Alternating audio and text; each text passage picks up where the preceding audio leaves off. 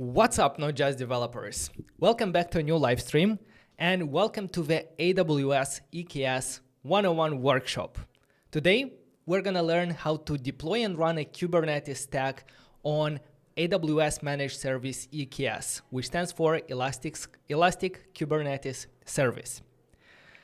Kubernetes is a great way of running containers at scale, and when you power it up with some AWS services through EKS, you get a really powerful, fault-tolerant, highly available and a scalable infrastructure for running your application. Kubernetes is also great when you are using a microservices architecture where maybe different teams in your organization is working at different parts of the application, and all of these parts are independent applications. And that's actually exactly what we're gonna do today. We're gonna deploy and run a web store application, and this is going to be a very hands-on workshop. We're gonna do everything together. The application is made up of multiple microservices. On top, we have the user interface, which is a application that will serve the front end of our web shop, and below we see the backend services. All of them are microservices, all of them are built using different technologies, but for us that doesn't really matter because we are working with images and not necessarily with the low-level application programming languages. So here we see the orders, checkout, cards, catalog, assets, microservice, and all of them are actually also using like different databases. So everything here we're going to deploy today, we're gonna run using AWS EKS. And I want to mention that this is a very beginner-friendly tutorial, and I'm pretty sure that most of you will be able to follow along. The only thing that you need is a browser, and actually previous week I helped my grandma deploy her Kubernetes stack, and if she could do it, I'm pretty sure you can do it as well. So all you need to have is an AWS account, and everything else, we're gonna do it together. So let's run the intro. We have a lot of things to do today, and let's get to it.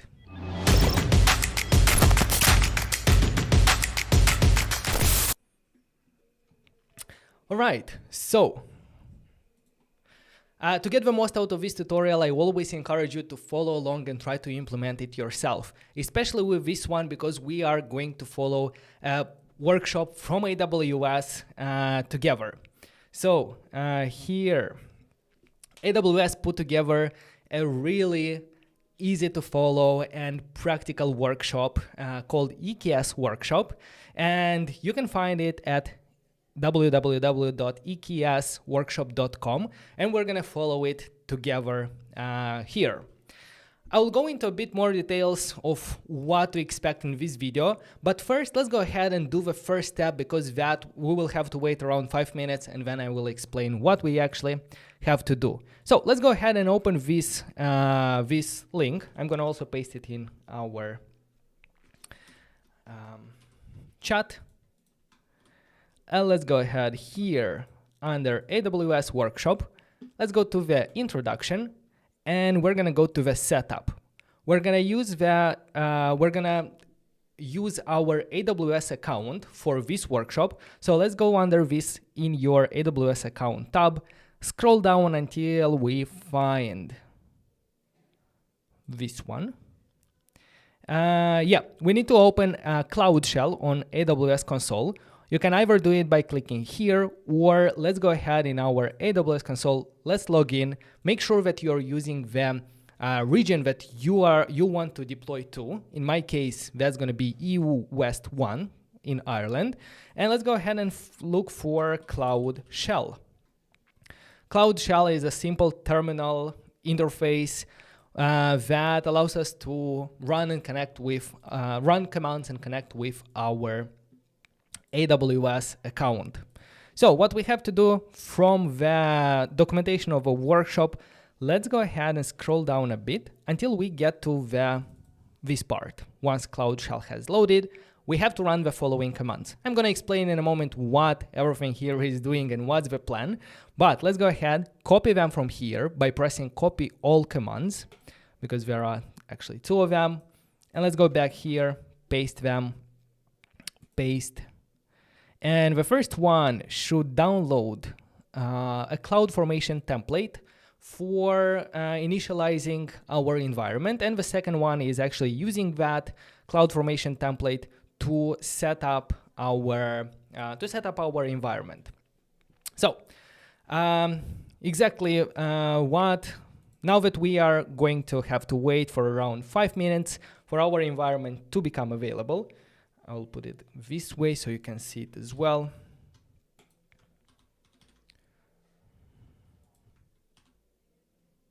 Like this. Let me quickly explain what's happening here. But first of all, hello everyone who is joining us live. How are you doing, guys? Today we're doing something different, something new.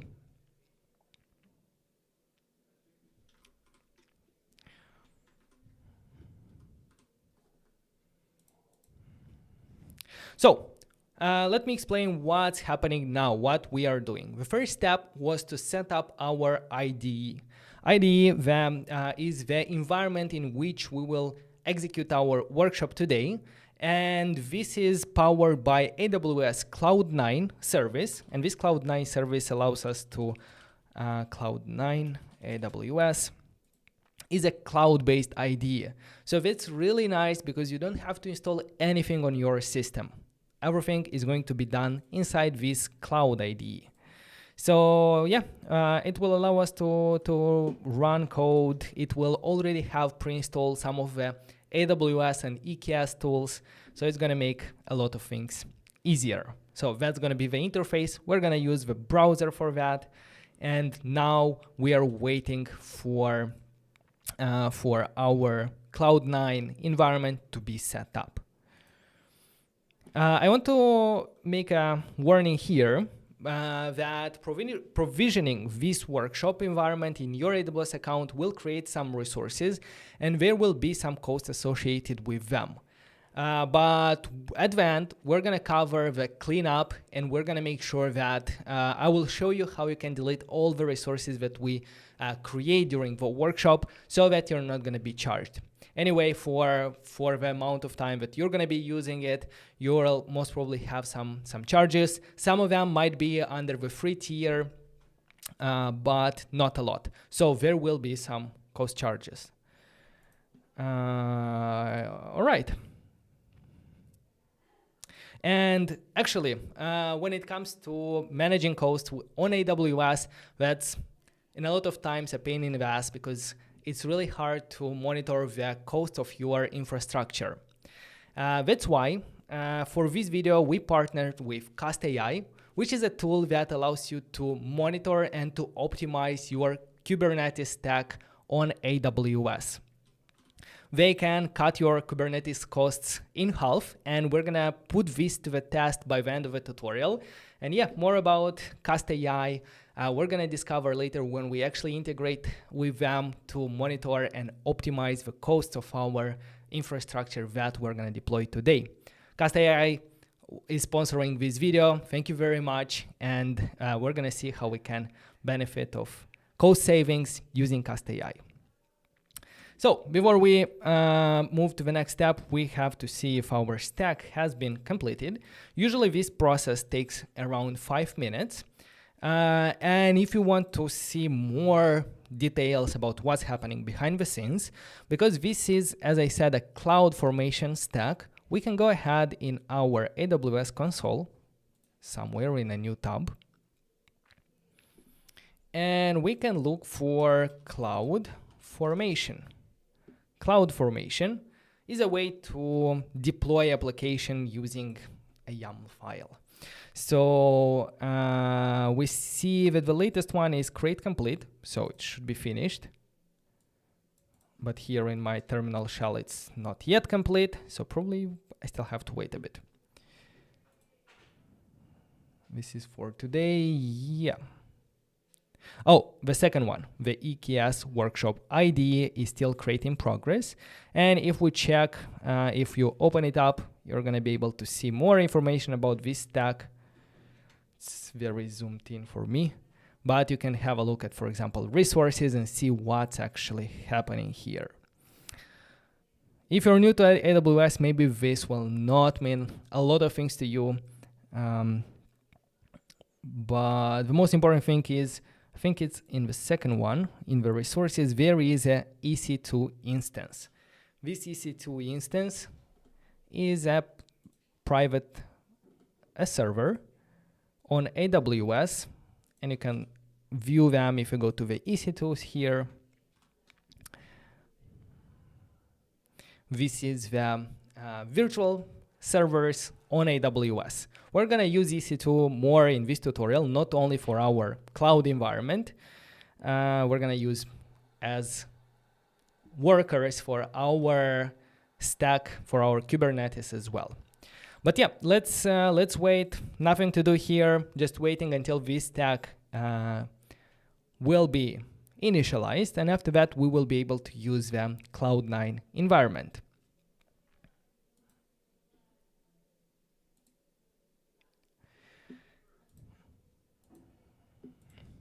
Hello Aditya, hello David, hello Danan.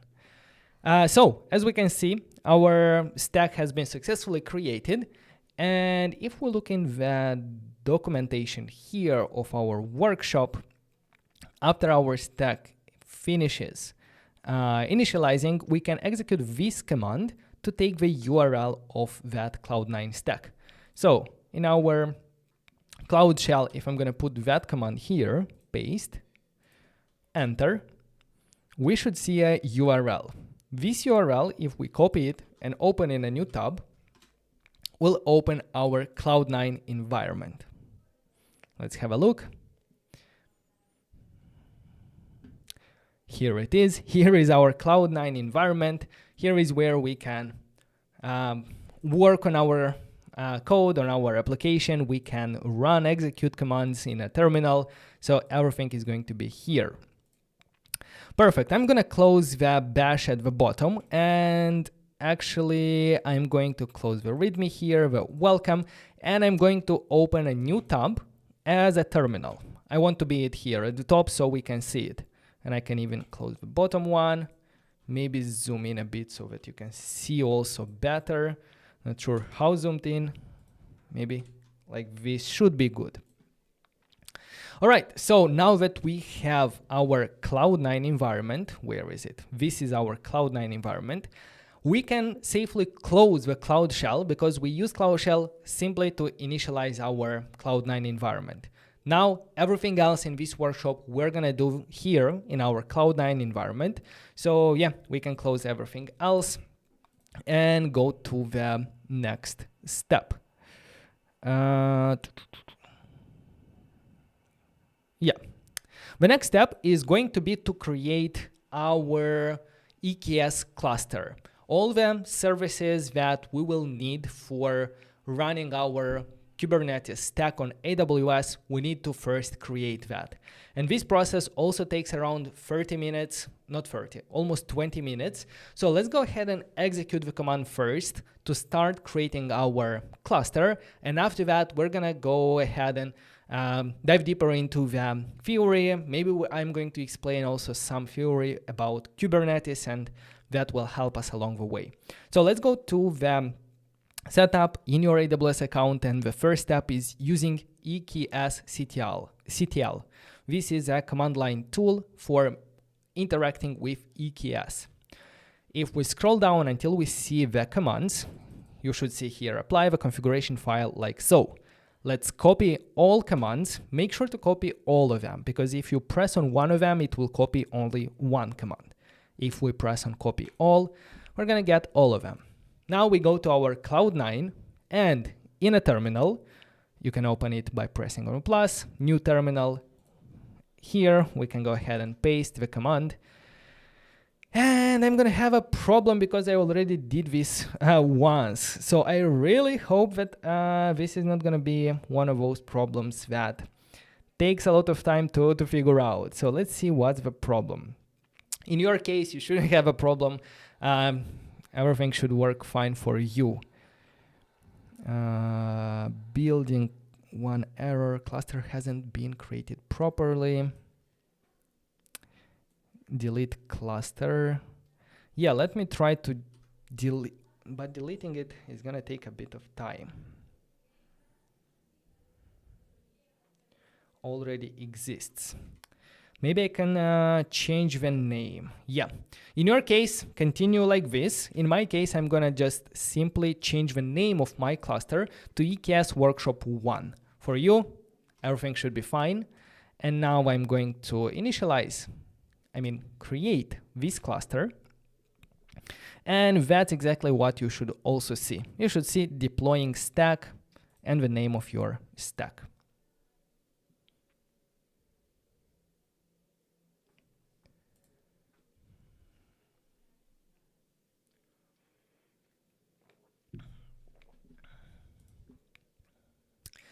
Yes, this usually takes around 20 minutes, so we're gonna have a bit of time to discuss, to maybe explain some theory behind what we are doing here and something about Kubernetes. What does EKS mean? EKS means Elastic Kubernetes Service. This is a managed AWS service that helps us run Kubernetes on AWS. So it takes care of a lot of heavy lifting of managing Kubernetes stacks. It automatically takes control of the control plane and allows us to also integrate with different AWS services to provide resources to our Kubernetes. For example, with EKS, we can integrate with, first of all, with the EC2, which stands for, where is it?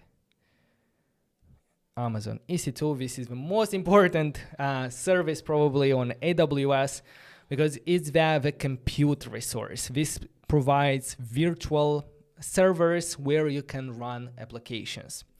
So yeah, that's where we will run the nodes. And some other services, for example, load balancers, auto-scaling groups. This is also something that Kubernetes allows us to integrate with. Not Kubernetes, but EKS, Amazon Elastic Kubernetes Service.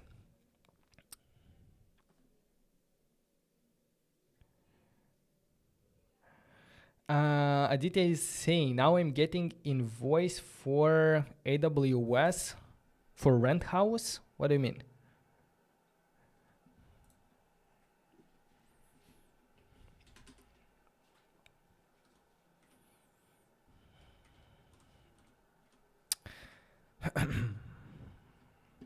All right, so before I explain, like the step that we are doing right now is building our EKS cluster with the resources that we're gonna need.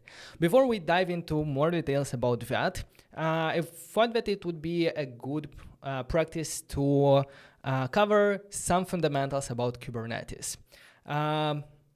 Even though this is not a tutorial about Kubernetes, it's mostly about EKS, I thought it's going to be good to brush up on the knowledge, on the fundamentals, on the most important parts of Kubernetes, components of Kubernetes that we will use today. So first of all, what is Kubernetes? Kubernetes is an open source container orchestration tool developed by Google. And what it does, it allows us to manage, to run applications that are inside containers. So if you're familiar with, for example, Docker, with Docker, we can create containers. And on top of that, we can use Kubernetes to run these containers at scale. So we can use Kubernetes to run containers on physical, virtual, cloud environments, or even we can do hybrid where some workload is in the cloud, some of them is at your physical location. Now I want to discuss a little bit about some of the most important components that makes up Kubernetes. And the first one is actually not part of a Kubernetes, but is where the Kubernetes workload is running. And here I'm talking about a worker node. Or simply called a node is a physical or a virtual server where we can run some of our application. So as simple as that, it's a server. Think about it is either a physical or it's a server in the cloud. For today's workshop, we're gonna use the Amazon EC2 for our worker nodes, which is a server provided by AWS.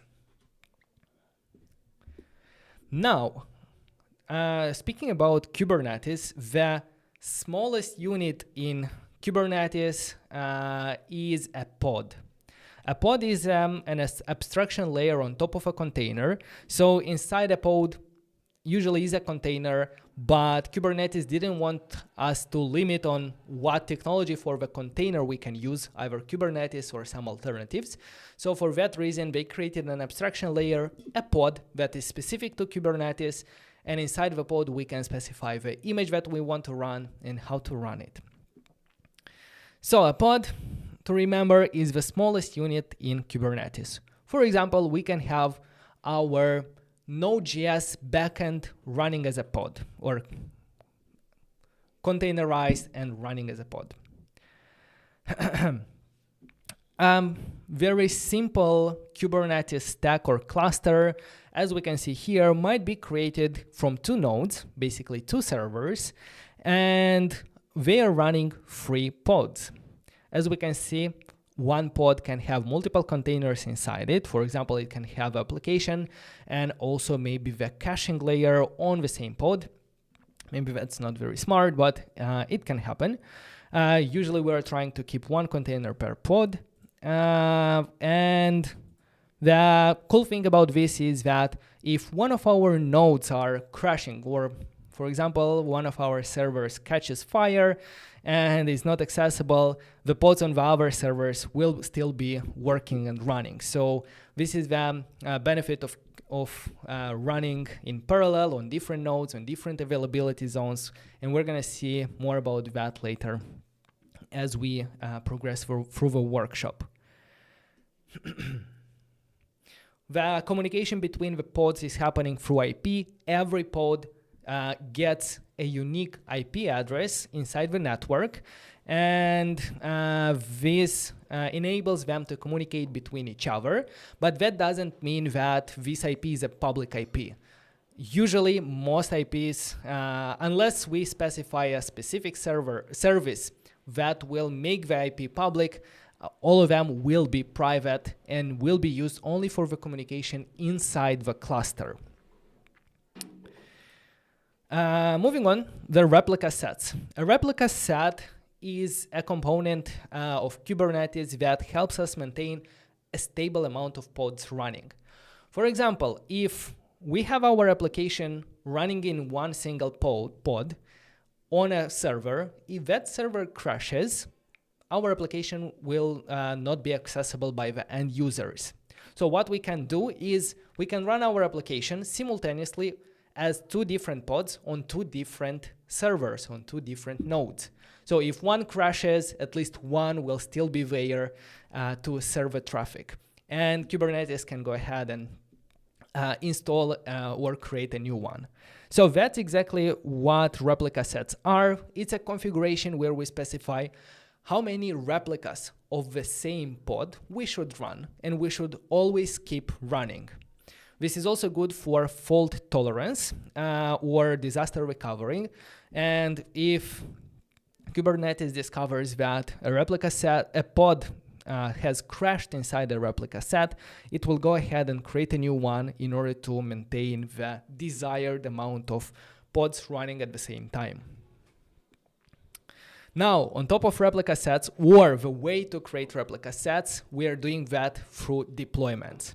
So deployment is one step above replica sets, and it's basically a blueprint on how to run a set of pods. So if we put everything together, we have, on the lowest level, we have pods that are running in the replica sets, or that are configured by replica sets, which are inside a deployment. So that's the basics of Kubernetes and how it works, and the things that we're gonna use today. Edward is asking, am I late? No, you are right on time. Let me see.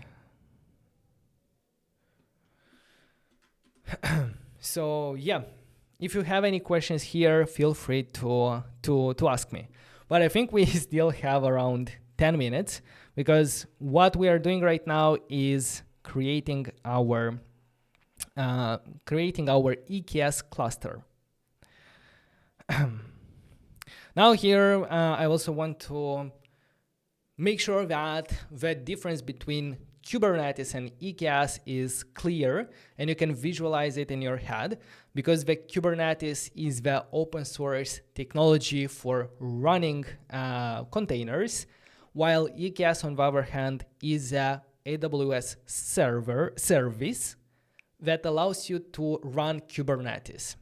So Kubernetes is platform agnostic. That means that we can run Kubernetes on any servers, on physical servers, in the cloud, on AWS, on Google Cloud.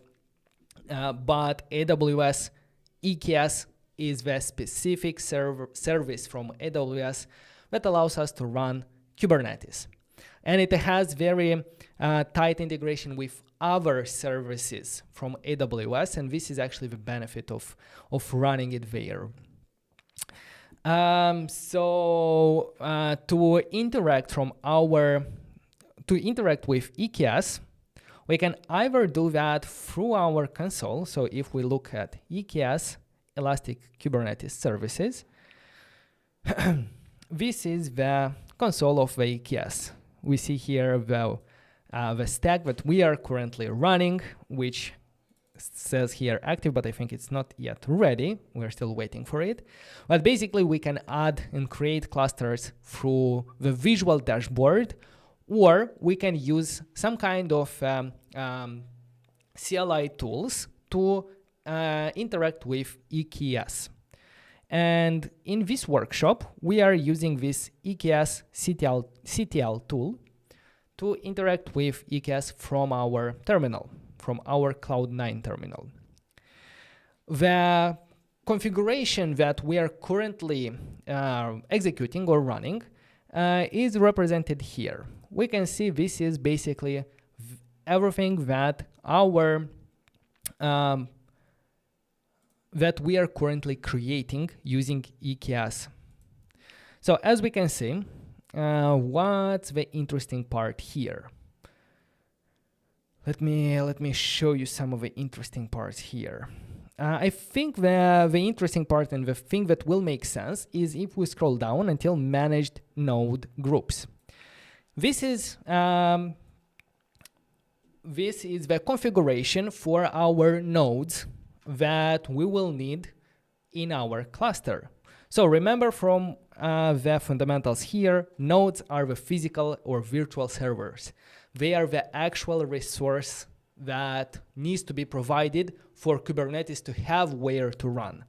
So through EKS, we are configuring that we want 3 virtual servers of the M5.large instance type.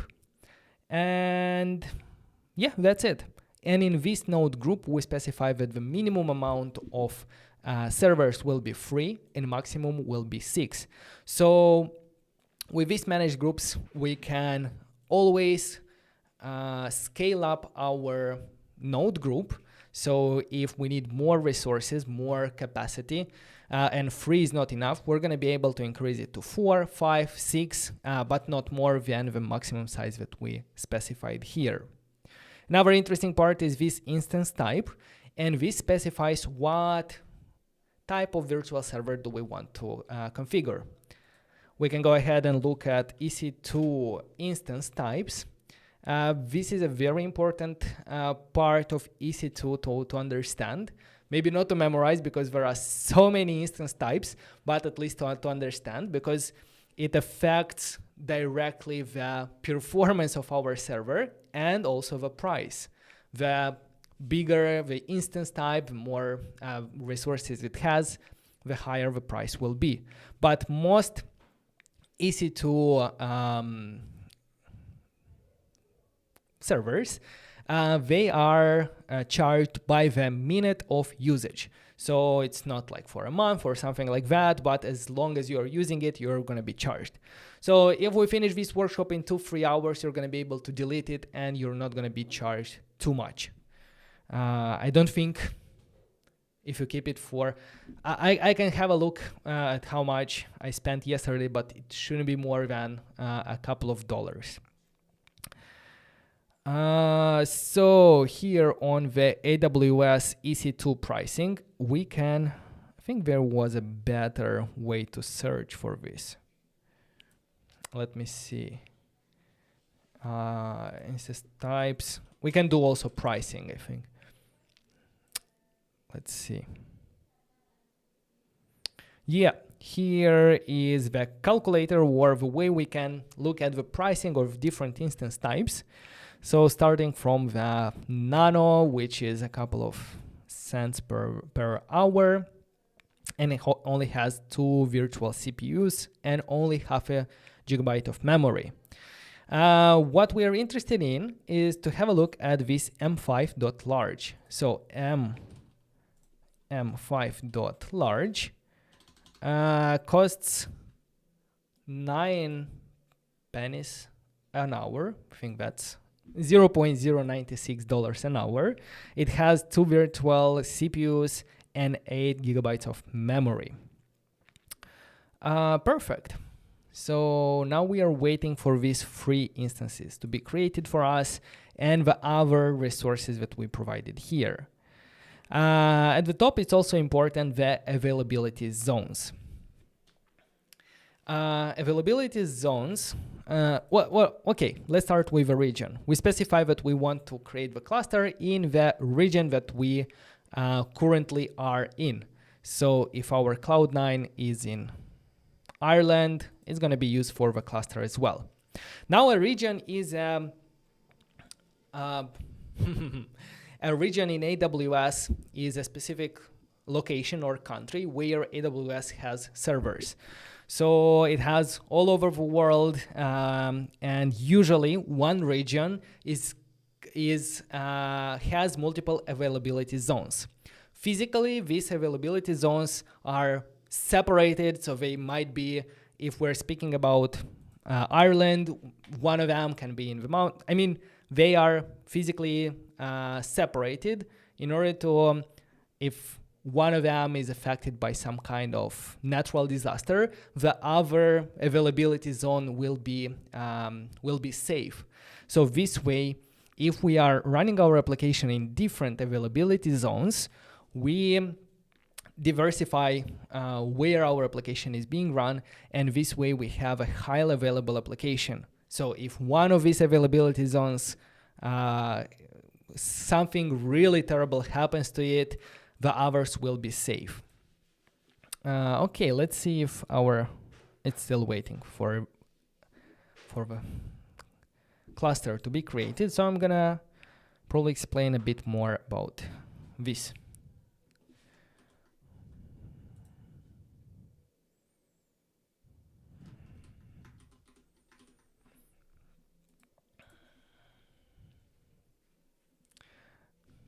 Terraform, no, we're not going to use Terraform in this tutorial.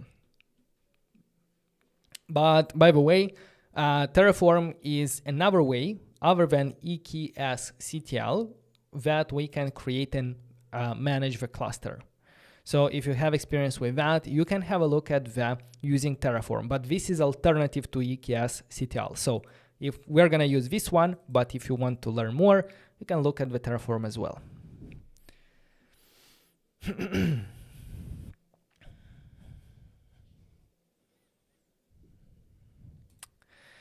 So while we are still waiting, oh no, actually our EKS cluster is ready.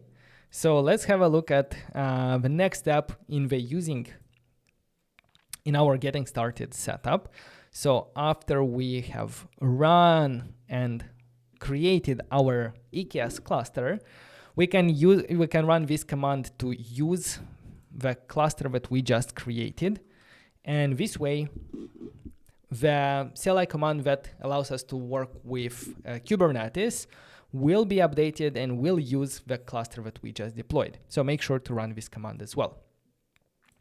Now we are done here. We have to go to the getting started, and at the end of the video we're gonna come back to cleaning up our environment, but we don't have to do it now. We just created it. So navigating the labs. I'm gonna explain that in a moment, but let's go to the getting started, and we're gonna execute the first command, prepare environment. So this prepare environment we're gonna execute inside the same Cloud9 terminal. So let me clear here, and let's paste the prepare environment for the introduction getting started. So you'll see that all the labs, and we are planning to do around 5 labs today, all of them will start with this preparing environment. What it does, it usually downloads the files from GitHub that we will need inside this lab, and also it will reset our Kubernetes stack to the initial state. So this way, everyone will, even if you mess up something, don't worry, like during the next lab, we can start fresh. So prepare, yeah. Let's go ahead and have a look at our application, and I'm gonna try to explain some of the things that we have here. So for the most of them, actually for all of the labs that we're gonna do today, we're gonna work using a sample application. This is a web store application where you can view products, buy products, pay for them, and so on. The application that we're gonna deploy is made up of several components. As I explained earlier, everything starts with a UI. This is the front facing, this is the front end of our application. It serves the HTML and routes all the requests to the specific backend microservice. We have a microservice for orders, for checkout, cards, catalog, assets, and so on. Again, it sounds like a lot, but most of the configurations for them we have, so we're just gonna have to deploy them, create, connect them together, and so on. So the UI, I don't think I'm gonna describe them because it's quite clear what the cart is doing. It's the API for customers shopping carts. That's it. And also it's important to understand that initially, like we're gonna start slow by initially deploying it simply within the Amazon EKS cluster without integrating with additional services. But as we progress through the workshop, we're gonna add different AWS services that will power our cluster and make a lot of things much better. So packaging the components. Yes, as I said, Kubernetes is working with pods, but pods are working with container images. They depend on the images, and all the images for our applications, they are already created for us. So you can have a look at the repository for the source code of these applications. I actually, no, this is the repository for the image itself. But the source code, you should also find it somewhere here.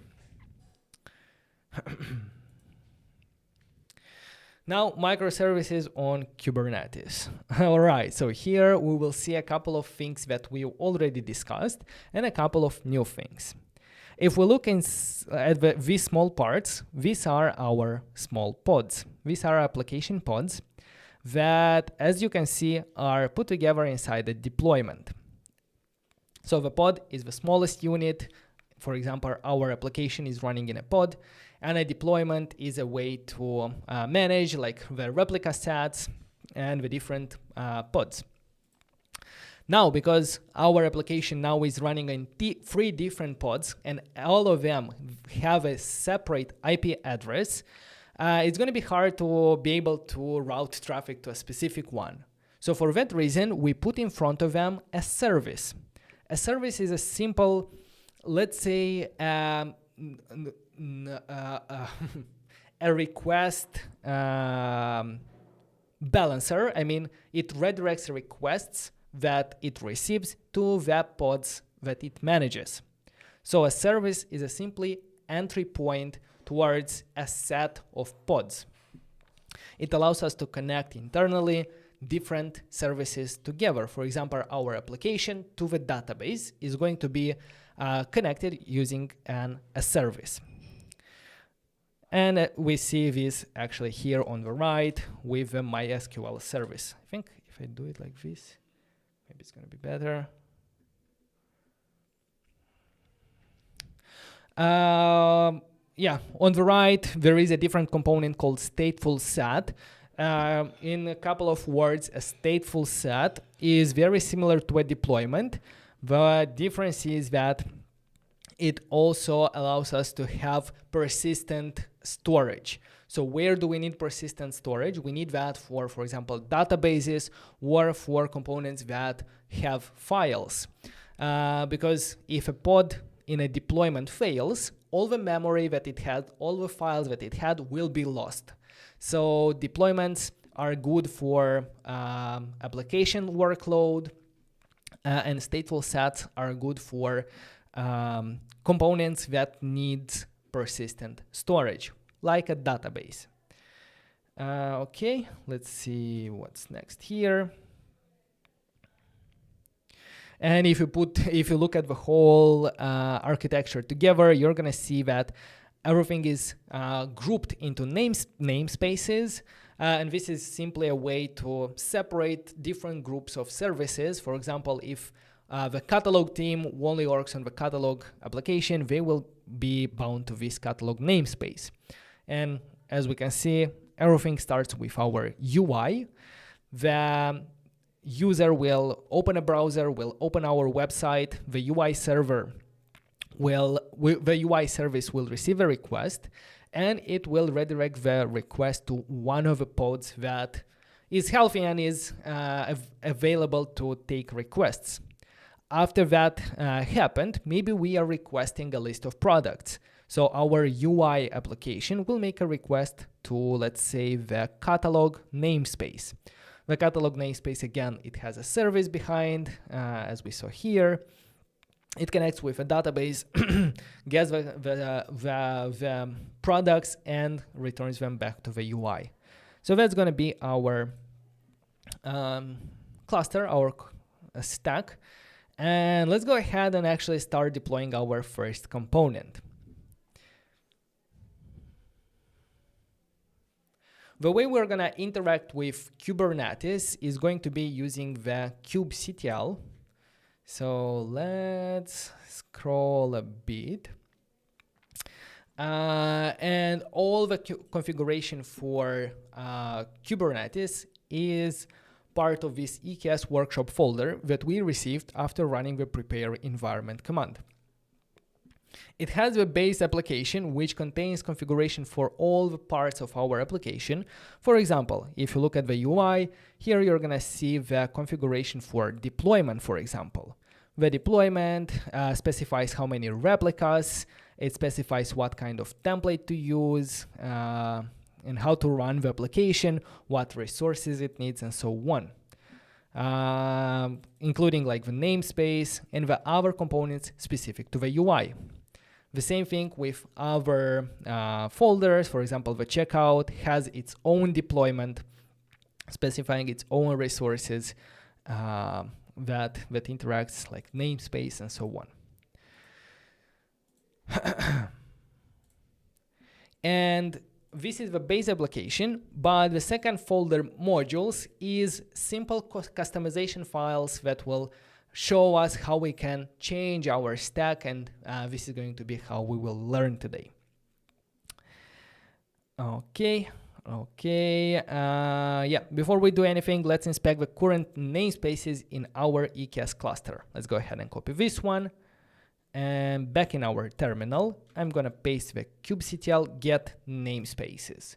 We see the default namespaces, but if we want to filter the namespaces, only the ones that were created by us, we're gonna run this command to filter based on the created, and we see that we don't have any resources yet found.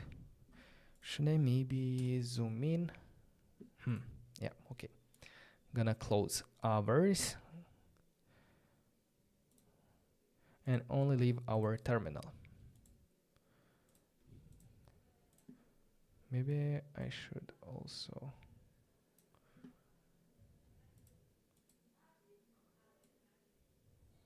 Okay.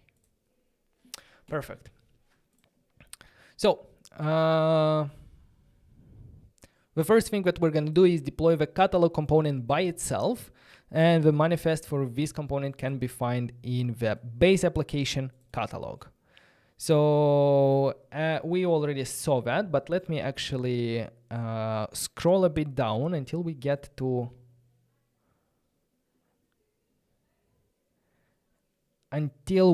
this. Let's create the catalog component, and while we're gonna wait, we will be able to discuss what's happening.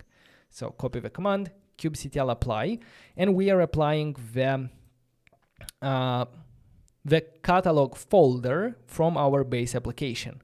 If you want to have a look at what exactly we're applying, we can open up, our EKS workshop base application catalog, and here are all the Kubernetes components that we create.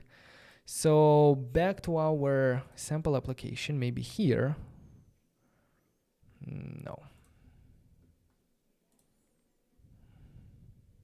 We're going to see that everything starts with a namespace. Namespace is a group for combining multiple components. So as we can see, the catalog has a namespace with a name catalog. Then it has, for example, the deployment. The deployment contains one replica for the catalog service. It has a catalog service.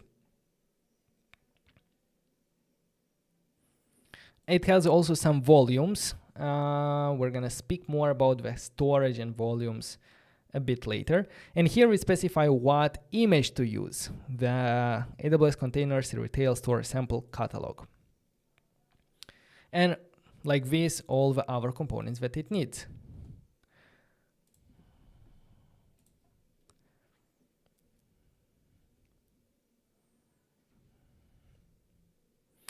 These files are the same files that I showed you just now. This is the deployment of our catalog.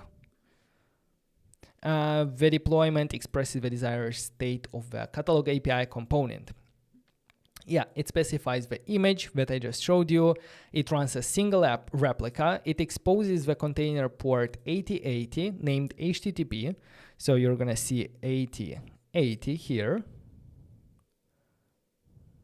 Container port, sorry, HTTP 8080.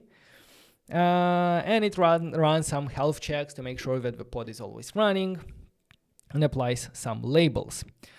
The same manifest includes a service. So as I explained earlier, a service is a component that allows us to connect to a set of pods in a replica set.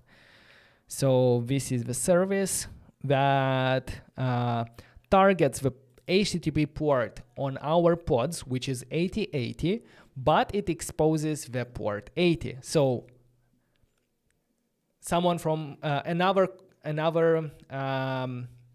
for example, our application or our UI, if it wants to request information from the catalog, will make a request to our service to the 80 port, and this will redirect it to the 8080 of our deployment.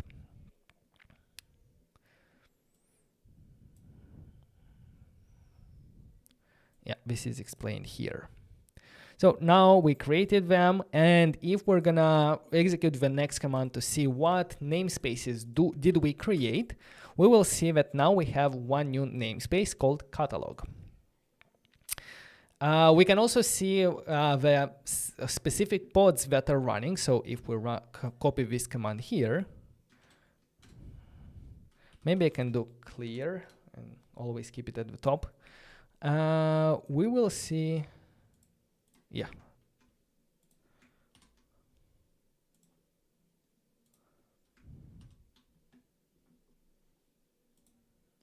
That's so nice. So having a look at the pods, we see that we have a catalog pod, and this is the application itself running one pod, and we have a catalog MySQL. This is the database which runs as a separate pod, and also it's running as a single replica set.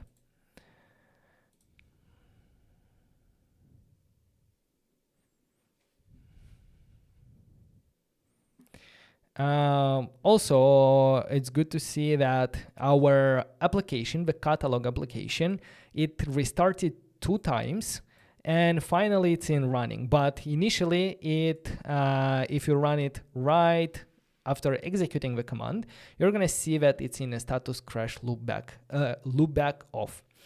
So what you can do, why that was happening is because the catalog application depends on the database, and the database took some time to initialize, and while the database was not initialized, our catalog was failing to connect. That's why it restarted 2 times, and eventually our MySQL database was configured and it was able to connect. And we can verify what was actually happening behind the scenes by checking the logs. So if we take a look at the logs from our catalog deployment, we're going to see that invalid connection config, missing required IP or host name. And the same thing for the second one, and only the third time it was actually connected.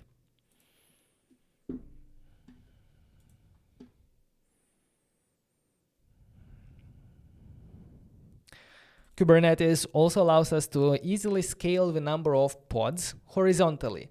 And this is the replica sets that we were talking about.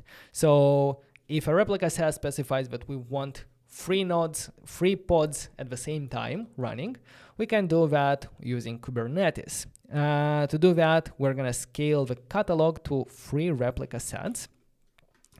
Let's copy this command, or as you can see, there are 2 commands here. So let's copy all of them, because the first one is scaling up the catalog, and the second one is waiting until Kubernetes actually finishes running and executing the additional pods. As we saw, it was waiting for the first one, for the catalog, and yeah, it basically created 3 pods for the catalog. Now, if we go up a couple of times until we get to the kubectl get pod, we're gonna see that it actually runs 3 application pods and only 1 MySQL.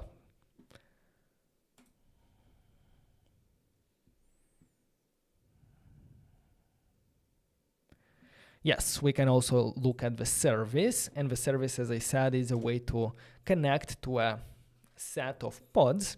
And if we execute this command, we're going to see that we have 2 services.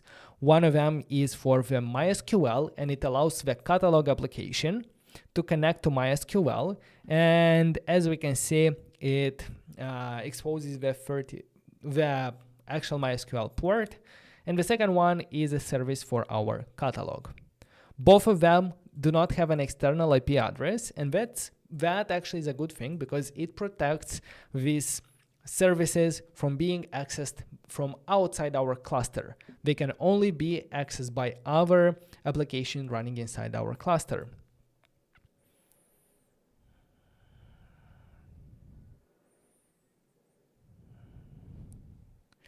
And here in the workshop, they also show us how we can use the exec command to access existing pods in the cluster. So by simply executing this command, we will execute in an interactive terminal on our deployment catalog. It will. So what's happening here? From the catalog, it will send a curl request to our catalog service, and we get back a list of products as a response from the catalog API. So this is a way we can interact and see that it's actually running our application there, even though currently it's not accessible online or through the public internet. But we're gonna get to that in a moment. And we are finished with deploying our first component. Now we can do the same thing for the other components. And in the last part of the first lab that we're gonna do today, here we are going to apply the whole base application. So if I copy this one from here and paste in our terminal, so now we're not going to apply a specific application from our whole cluster. We're going to apply all of them from the base application. So if we look in the base application, there is one file, customization, and this is a way to basically combine all the resources that we have in this directory together. So when we executed the previous command, apply environment, all we did is apply the customization for all the services that we have. But you might think, well, the catalog was already deployed. Won't that affect it in a way? Well, no, because Kubernetes will see that it's already running, it already fulfills the desired state, and it will not create a new one. So it will simply keep them. You can also run the second command to wait until all the components are ready. I think they should be. Yes, all of them are ready. And we will now have a namespace for each of our application components. We can look at all the namespaces that we deployed, and we see that we have assets, cards, all of them, including the UI.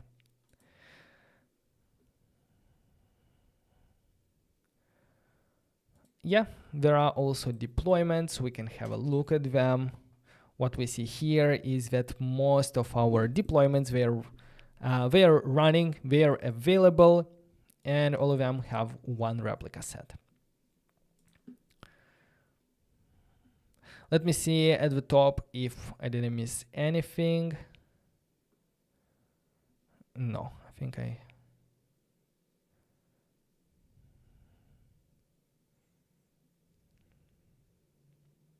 And yeah, that's it. That's our first lab. Now all the components from our application are running. We still cannot access our website, and we're gonna do that in the next lab. But yeah, believe me, everything is working there somewhere in the cloud.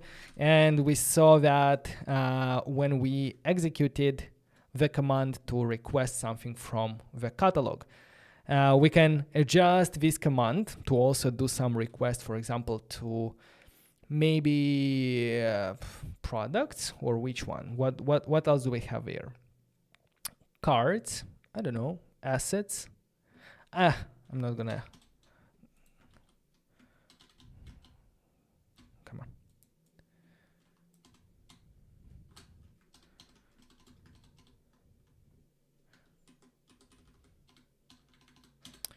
All right. So first lab is finished. We created and deployed our first components there. Yeah, in the second lab, we're gonna cover the way of making or exposing our application over the internet. But before we do that, no, actually, let me first show you this. Let's first go through the second lab. And after that, I want to show you also a little bit behind the scenes of what's happening actually on AWS, what resources are being created there, and so on. But now let's go ahead and start the lab 2. And this is about Ingress. If we go to our workshop, we are finished with the introduction. Let's go to the fundamentals. This is the second module, the second part. And here we're going to learn how to expose the application over the internet. We're going to learn how to configure worker nodes. And we're also going to integrate with storage providers, with EBS and EFS for providing storage to our stateful applications like our database and the assets application. So, starting with exposing applications. Right now, our web store application is not exposed to the outside world. Everything has internal IP addresses, but what we need is to make the UI application available to end users. So, we're gonna do that we're gonna expose our application to the world using an AWS component called load balancer. So yeah, Elastic Load Balance Controller helps us manage the balancing of a load for a cluster. So what does that mean? It means that it stands in front of our, for example, UI interface, UI application that is running across a lot of pods. It serves as the entry point for the traffic. It receives the traffic and spreads it across, balances it in order to make sure that the workload is properly balanced across the multiple nodes that we are running in our stack. The AWS this controller, let me actually show you AWS Load Balancer, distributes network traffic to improve application scalability. The ELB, the Elastic Load Balancing, it has two types of load balancers. Actually, I think it has three, but we're going to focus on two of them. The application load balancer, this is working on a very high level of the OC model. So if you remember from your school, the OC model of different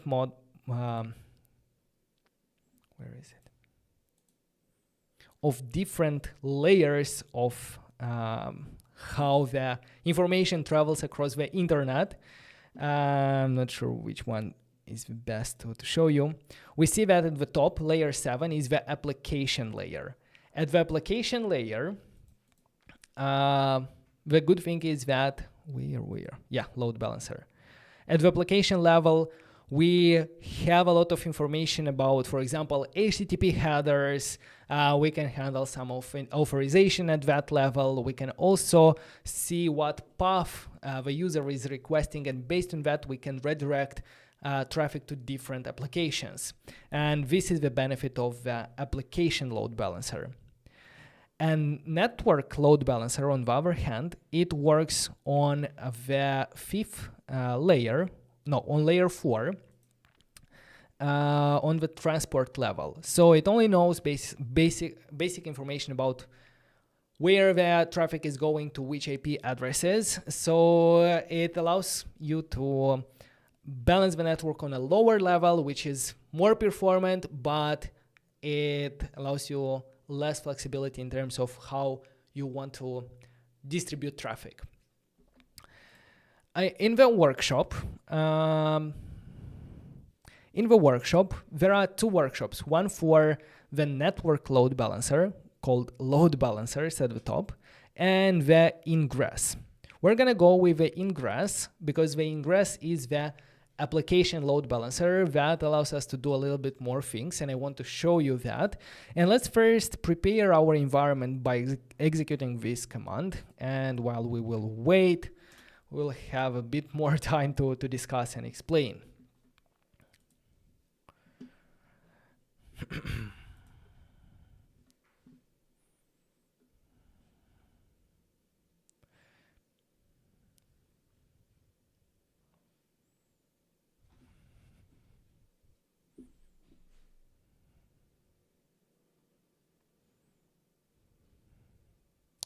So yeah, the AWS Load Balancer controller has already been installed on our cluster.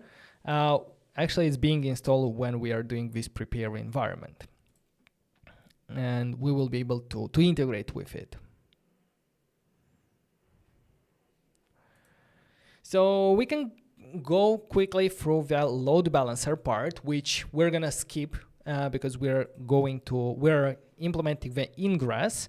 But yeah, maybe I can explain some of the things, if it makes sense. So the way to create it with Kubernetes is by creating a service of load balancer type. So a service of type load balancer will use the application, not the application, the network load balancer will use.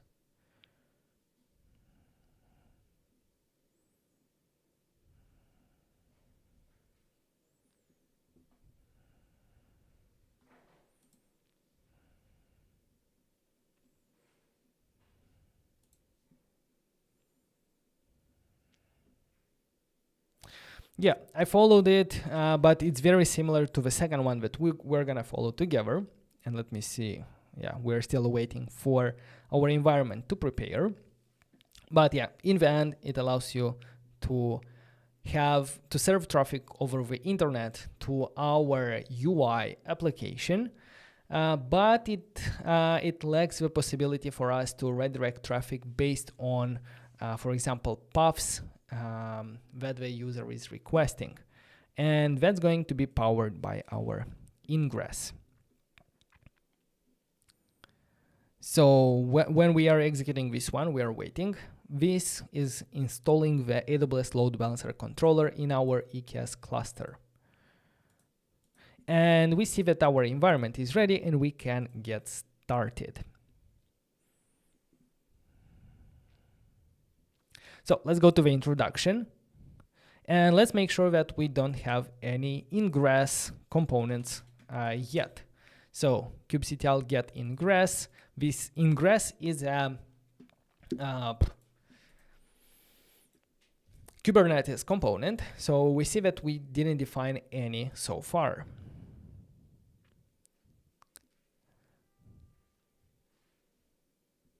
Let's go ahead and start by creating our Ingress resource with the following manifest. This file, we already have it there. Let's go ahead and apply this file inside our terminal. So kubectl apply from the modules exposing Ingress, creating Ingress. We can have a look at that by going to our files, modules, fundamentals, not exposing, Ingress, creating Ingress. So we will see here that it specifies one Ingress component of type Ingress, the class name ALB, application load balancer, and it has some rules. It specifies that if the path starts with empty, go ahead and use the UI service. So now with the command that we executed here, we applied this ingress rule. So if we're gonna execute the first command to check our available ingress rules, we're gonna see that yes, we indeed have one ingress rule in our UI namespace. It's of class ALB and it has this address.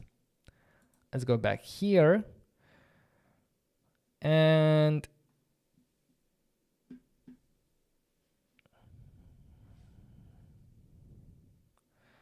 yeah, we can have a look at the configuration of the ingress rule. What do we see here? We see the DNS name, and this is important because this is the URL that we can access our load balancer or our application, let's say. Maybe, yes, the state is provisioning, so I think it's not gonna work yet. If I'm gonna copy the URL, paste it here. Yes, as we can see, it's loading, it's not ready yet. But after the state will go in ready, in that situation, we will be able to access our application.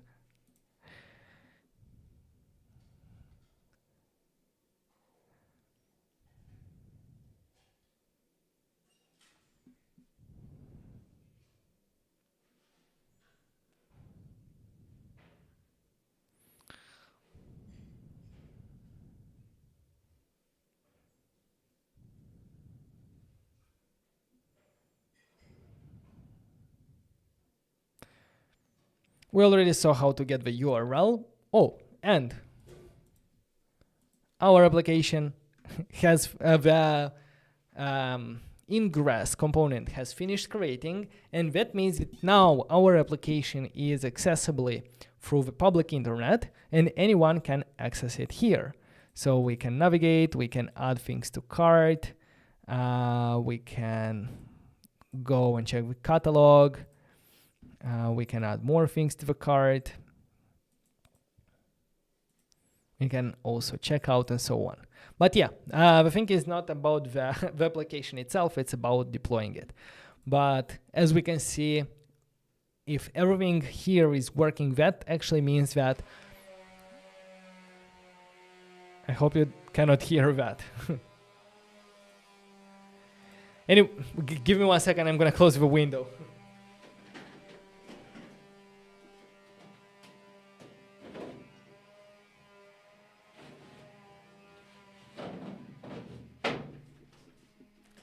Okay, now it's better.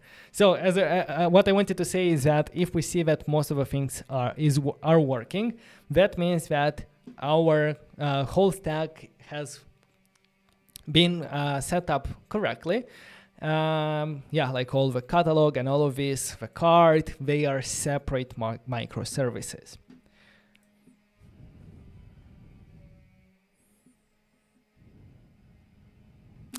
Yeah, we saw how to get the Ingress, but here is another command of how you can filter how you can query the host name of our Ingress. And here it is. I'm not sure why I didn't put it from the new line, but yeah, basically here it is.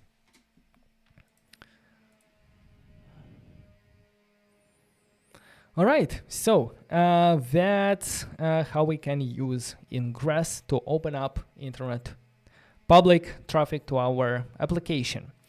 In the next step is going to be something very specific to the Ingress and the ALB, the application load balancer, that is running on the 7th layer.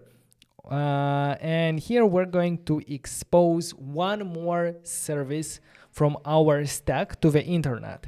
So the whole stack that we have, I'm going to show in a moment.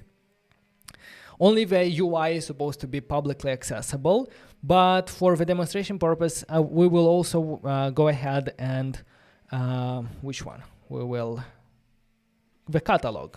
We want to make the catalog also accessible publicly. And we can do that using the same Ingress rule, the same ALB that we created previously. By default, if we create two separate Ingress rules, they will create two separate load balancers. But if we put them in a group, if we group them by the group name, then they will use the same load balancer component and simply add some conditions, some rules on how to redirect traffic. So by adding the group name, we make sure that two Ingress with the same group name will be using the same resource on AWS. So what we can do is, let's go ahead and apply these manifests.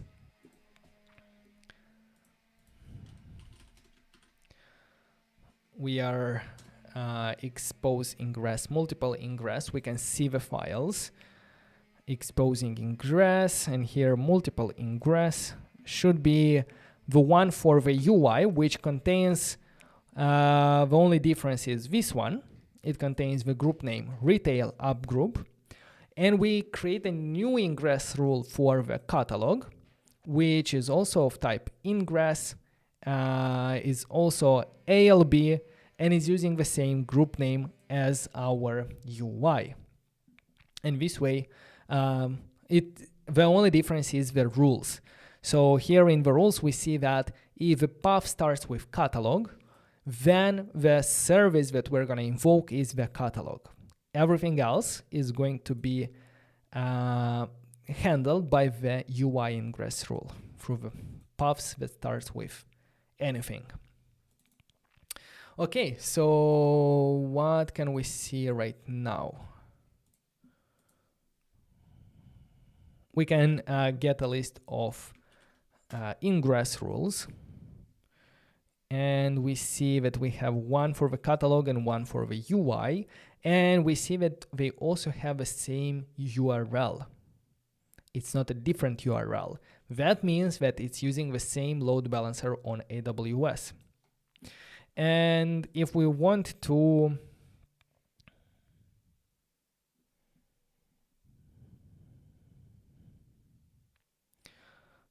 should we see the ALB listener? I'm not sure if it will give us a lot of interesting info, but here what we can see is these rules. It has conditions, so it redirect. I already explained that. Like if path starts with catalog, it will redirect to the catalog application. Otherwise, it will redirect to our UI, and it also has the 404 target as well. Status code 404, this one.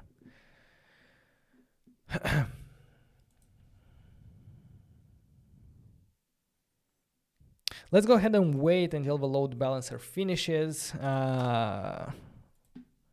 deploying. You can now access. Yes, it has finished. And what can we do?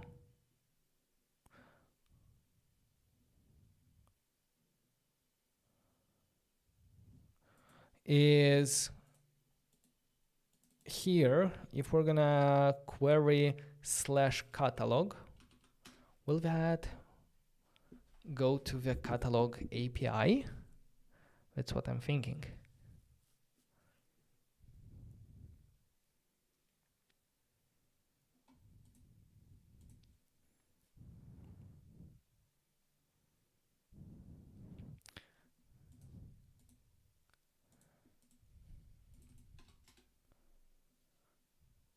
It's loading even the home screen, so I guess the ALB is not ready yet.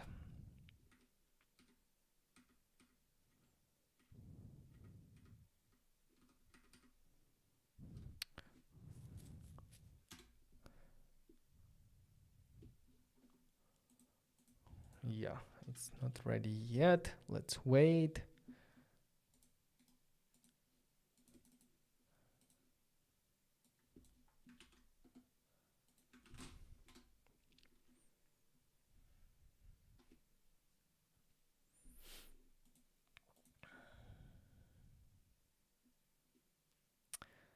Hello, I see you. Hello, Rogelio.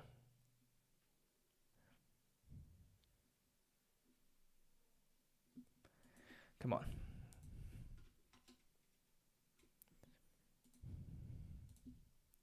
I can look directly at the load balancer that was created for us while we are waiting for our load balancer to start working and to see what's the status there. So what I can do is on our AWS console, we can go to EC2 console. And on EC2 here, if we scroll down, we are going to see load balancing. Load balancers, this is the one that we are looking for at. It's active. It has 3 availability zones. If we open it up, what do we see? What do we see? It has some rules, and it has this rule here, and it has like these patterns that we have. So if it starts with catalog or catalog and something, then forward to the target group here. If it starts here, forward to this one, and otherwise it's a 404. So why it's not accessible yet? Maybe to change the URL. Can that be? Should we try to get the URL?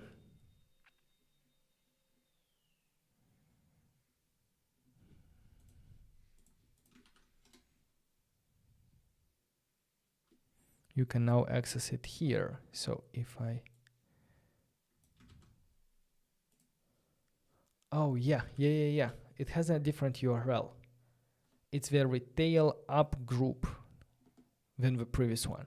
So now if I access it here, we get served the UI.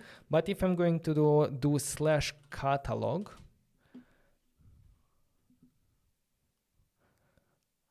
it's still the UI.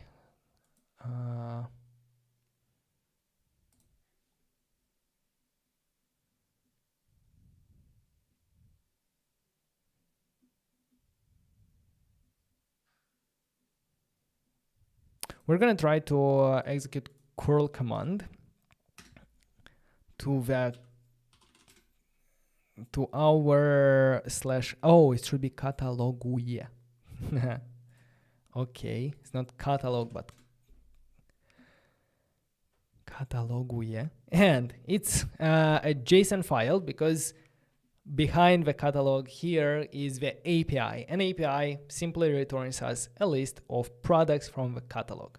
So with this, we showed how we can expose over the same URL different applications on different paths using an application load balancer. With the Ingress component from Kubernetes. So yeah, now as we can see, our application is public. It's available over the internet. We can navigate and so on.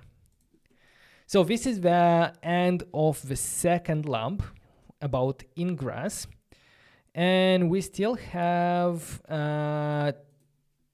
two more, we still have the Amazon EBS, which is the storage provider for the SQL databases, the EFS, the Elastic File System, which is going to be used for the assets for our files like images. And also Lab 5 is about the managed node groups. But before we go into that, I prepared a bonus lab from our sponsor, and this is about price monitoring and optimization. Well, we already are running our cluster in cloud, and I want to see what's going to be the price of running all the workload there, and also maybe some optimization. Maybe we can save something. With Cast.ai, the sponsor of today's video, they are saying that they can cut the costs in half for Kubernetes that are running on AWS, Google Cloud, Azure, or even on your premises. So you can create a free account using the link in the description below or following Cast.ai/notjust.dev. I'm going to paste the URL in the chat as well. So let's go ahead and try to connect it with our cluster. It's super easy to connect. Let me maybe try from...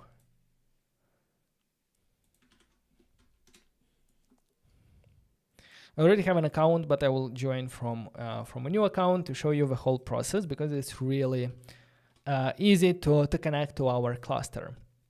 So all we have to do is we can start for free, and actually they're offering a lot of things for free for analyzing, monitoring, and getting saving insights, always for free. So that's really powerful as a savings tool. We can create a new account with GitHub or even with Google. So let me go ahead and connect with my Google account. Give me just 1 second.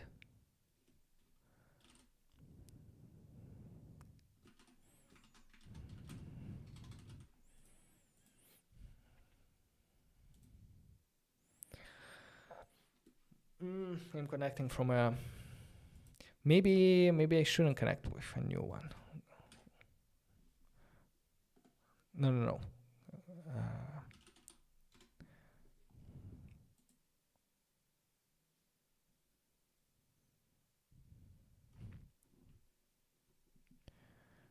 Yeah, so let me sign up with Google.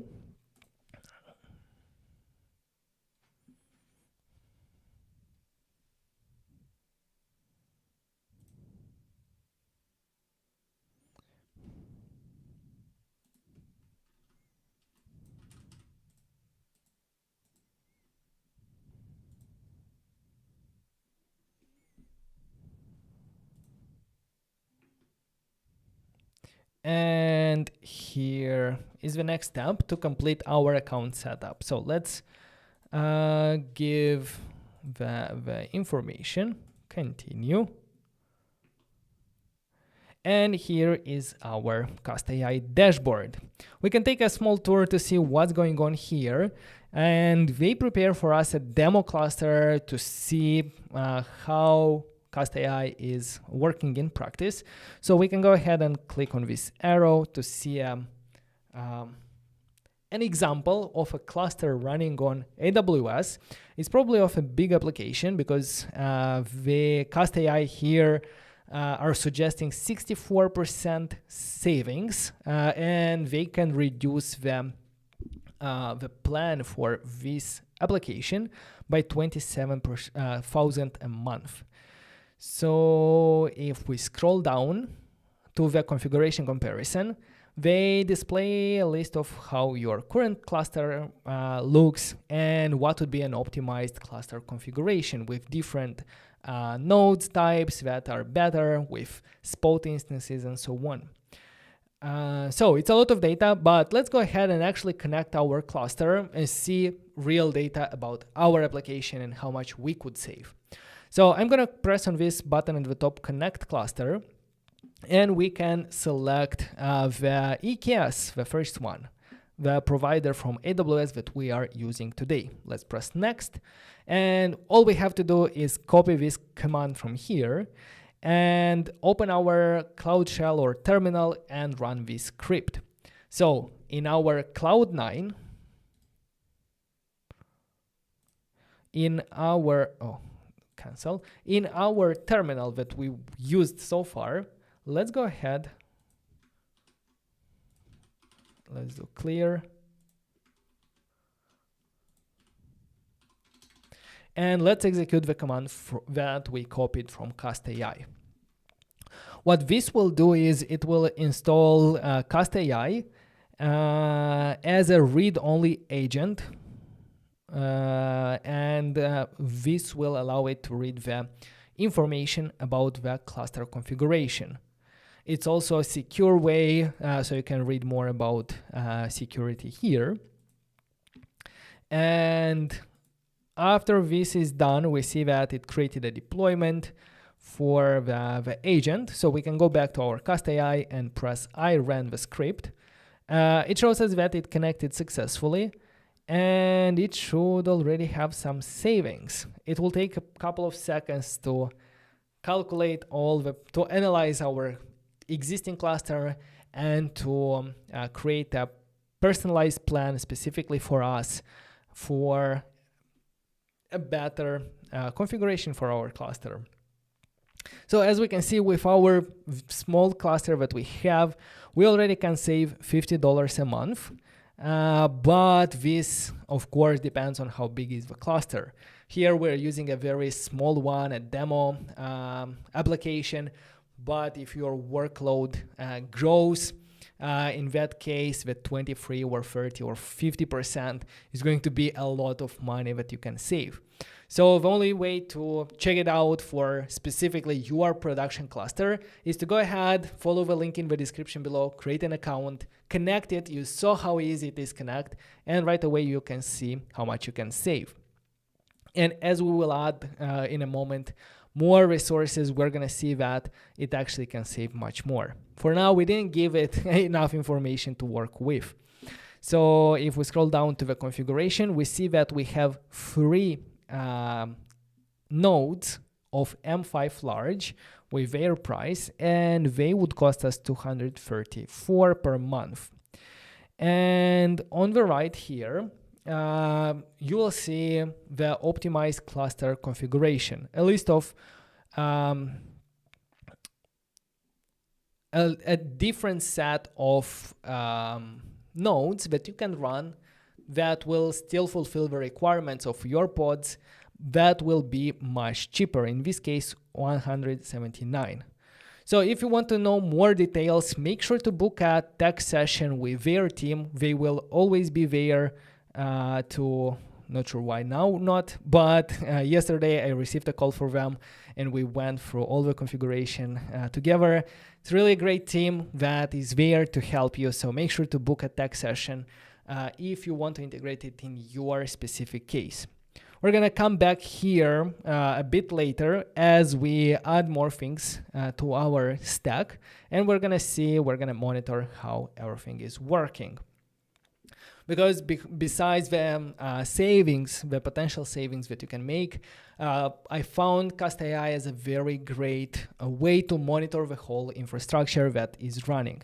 So starting from the dashboard, you can see how many nodes are running, how many are spot instances or on demand, how much load do we have, how much unused resources we have that we can reduce.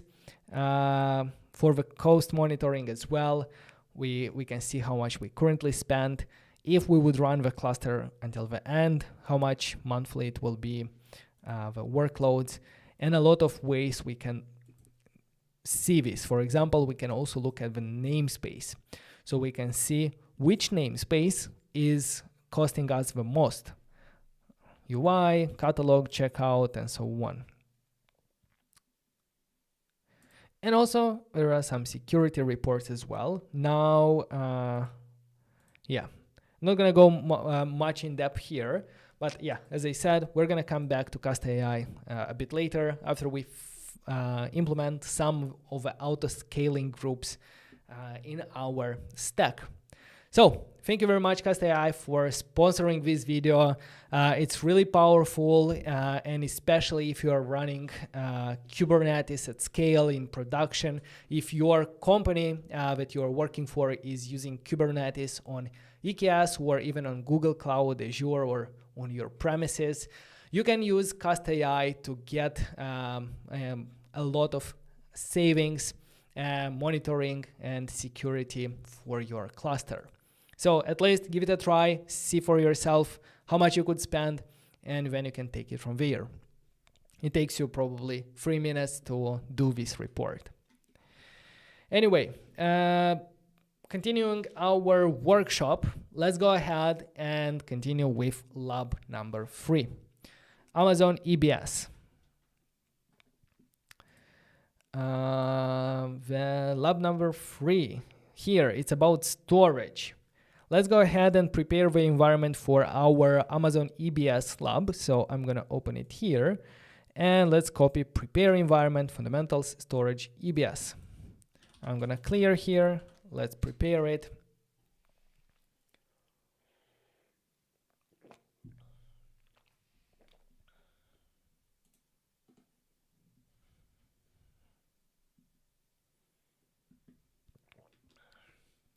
Let's put it like this and continuing. So here, it's about storage.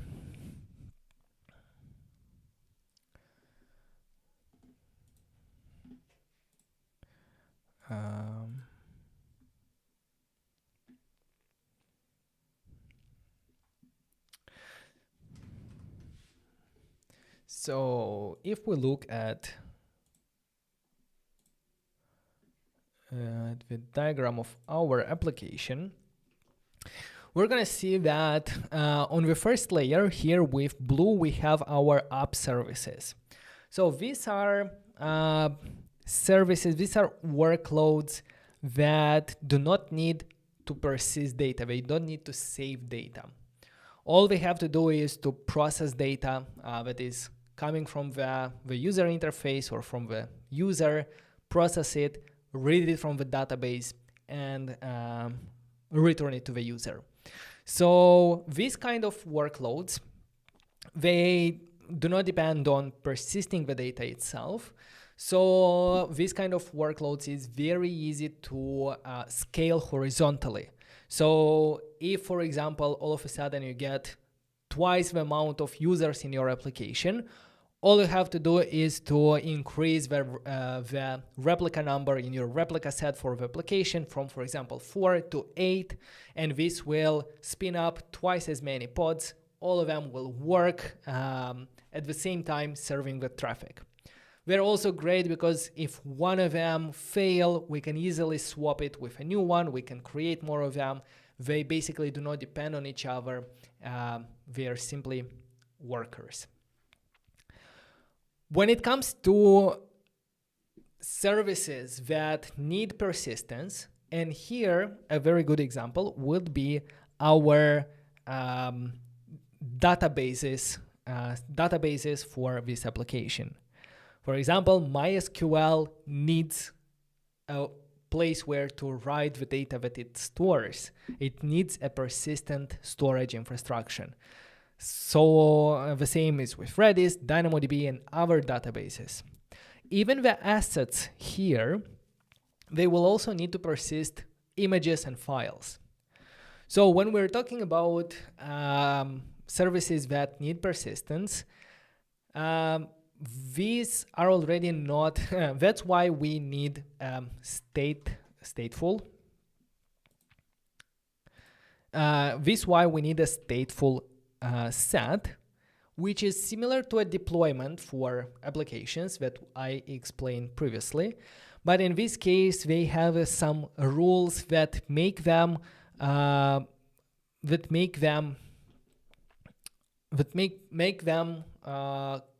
be able to connect to the same data source, and if one fails and a new one is created, they would be connected to the same data source. They also have some rules of keeping the same order. So if, for example, we cannot replace the order, we cannot easily create different ones. So they are a bit different than our deployments. So in this workshop, what we're gonna do is we're gonna integrate a persistent storage called EBS, Elastic Block Storage, for the storage of our databases. Okay, our environment is ready. So let me first, AWS EBS. This is an AWS service that provides basically storage. It's storage in the cloud. And specifically, it's not, there is S3 storage, and that is a object-based storage, but EBS is a file system. On EBS, you can install operating systems, you can install databases, and so on. So that's the difference. Amazon Elastic Block Storage. And it's, So when we prepare the environment for this lab, it installed the EKS add-on for this EBS driver. That will allow us to connect from our EKS storage to EBS. Hope I'm not confusing it with too many shorthands like EBS, EKS, and so on. Yeah, this is a good explanation. Persistent storage enables users to store their data until they decide to delete it. So we're gonna learn about stateful sets, the EBS driver, and stateful set with EBS volume. So let's start with stateful sets. So like deployments, stateful sets manage pods that are based on an identical container spec. This is unlike deployments where we can replace things. Stateful sets, they maintain a very sticky identity for each pod. And they are not interchangeable.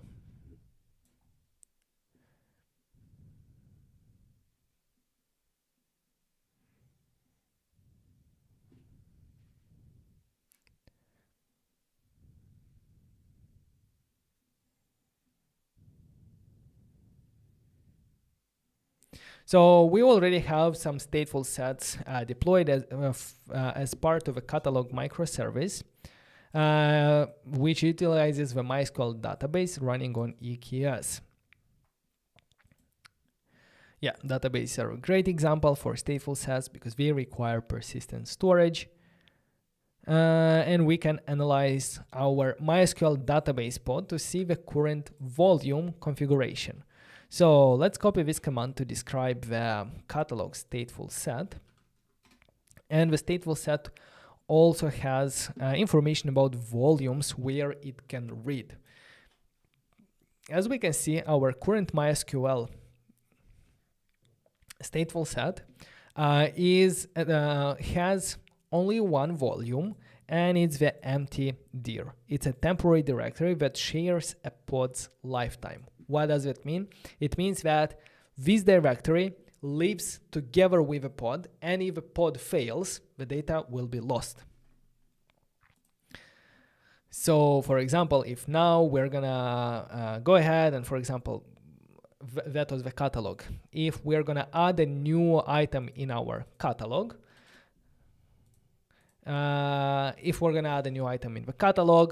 and we're gonna stop the server, we're gonna lose that item the next time.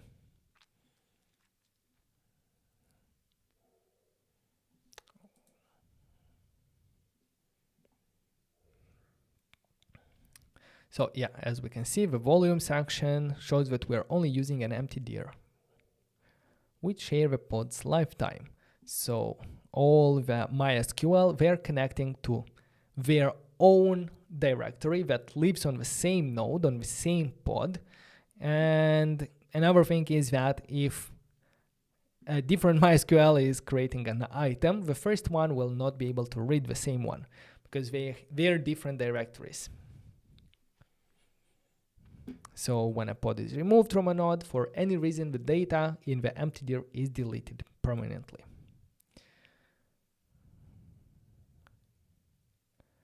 Yeah, and here we can also show a demonstration and see this in action to better understand the concepts.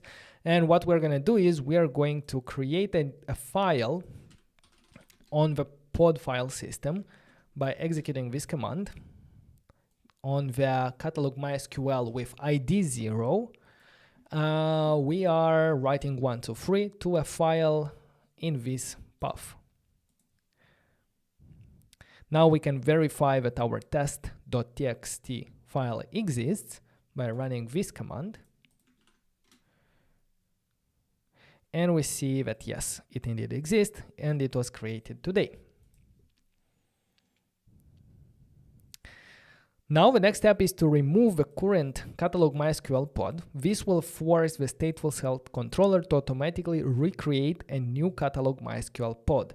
So we simply simulate the pod of the MySQL to crashing, or we delete it, and it will be recreated automatically for us. But during this process, we will see that we lose the file that we generated previously. We need to wait for a few seconds, or maybe we can wait using this command. Condition met. And we can see the status of our pods for the catalog MySQL. It's running, and age 24 seconds. It was restarted. So finally, let's execute back the ls command to see what files we have in that directory. So if I'm going to copy this command here, we're going to see that the command terminated with no such file or directory, test.txt, because it was created in this empty directory that was living on the pod environment, and when we deleted the pod, we lost the file as well. So now let's go ahead and connect a persistent volume to our database pods.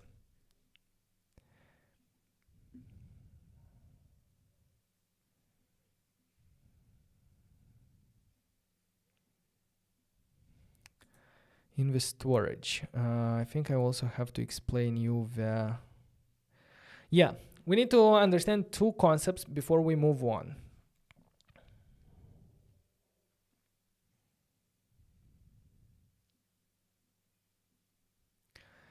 So there are ephemeral ephemeral volumes, which are the volumes that we will lose when the container stops. And we just saw an example of ephemeral volume. Now there are other types of volumes. There are persistent volumes, and they are a storage that will persist when any pods in our cluster are removed. And as long as and after we put some files there, they'll be there unless we delete it specifically. Now this persistent volume, and yeah, like persistent volumes is the physical volume. We can think about it as the EBS volume. The persistent volume claim is a way for our resources to claim some of the existing resource pool.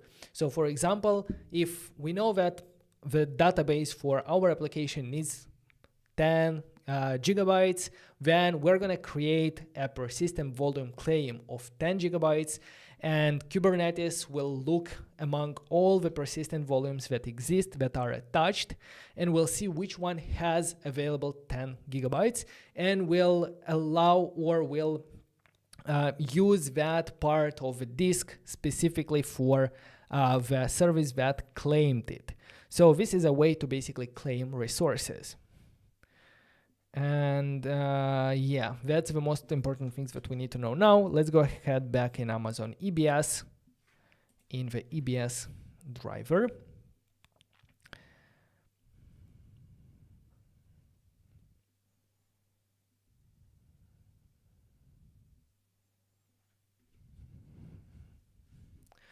So yes, first things first, we need to confirm that we have a EBS driver installed.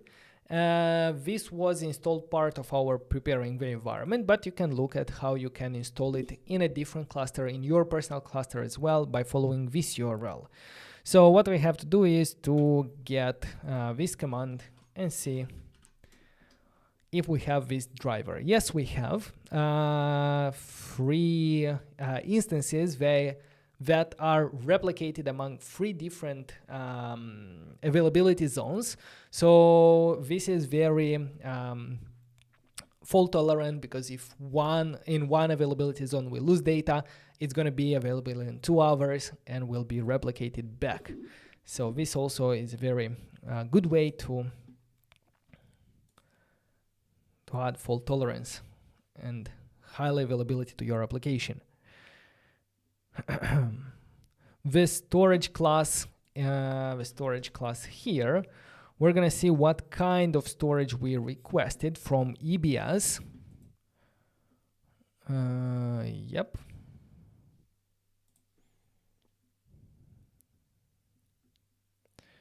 And yeah, that's it. Now the last step is creating or updating our stateful set by connecting it.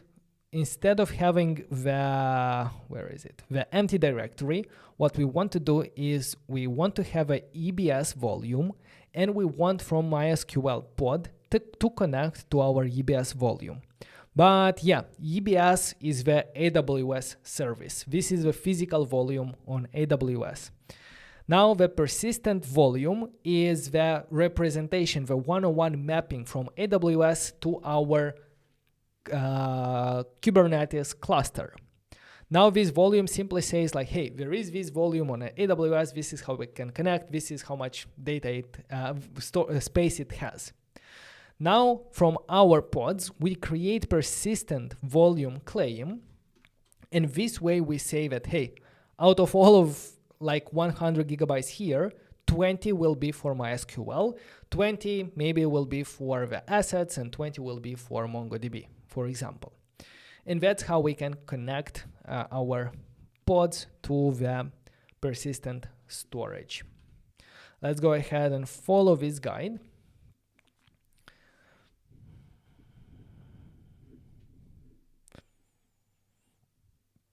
Yes, as we can see, we will create a new stateful set because there are some fields that are immutable and cannot be changed.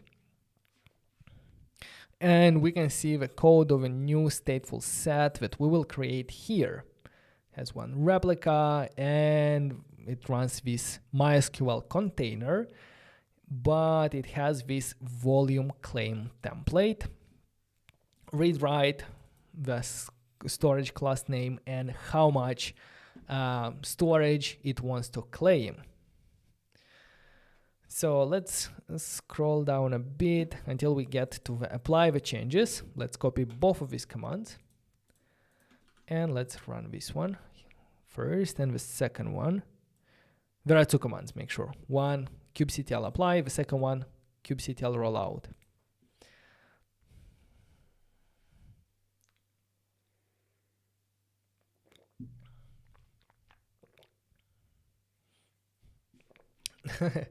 Fire Gaming is asking, does AWS scare any of you guys? I don't know. What's so scary about it? I probably understand why it's scary. It doesn't have a very good overview of what's happening in your account. So you're always wondering, like, did I leave anything there? But I'm going to show you at the end like how we can clean up. And with tools like Cast.ai, we can have a better visibility of our costs or what's happening behind the scenes, specifically about Kubernetes in this case. So yeah, we see that our new stateful set for the MySQL has been rolled out, and we can confirm that it was by running this command. Yes, it's ready, and the age 77 seconds. It's a fresh one. And we can now go ahead and inspect the configuration again. And now we're going to see what we expect is not to see that volume that was empty there, but we see this persistent volume claim with read-write access, with a 30 gigabyte request for this storage class that is still pending. So we're still waiting for this to be provided.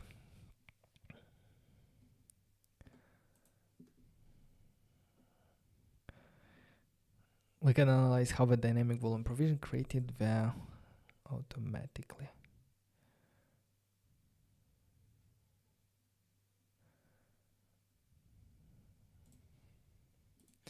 Yes, on AWS, we can see this one. If we go, let's go to our AWS console. Let's go to EC2 because EBS is also part of this EC2 as Elastic Block Store. So if we look at the volumes, we will see the volumes.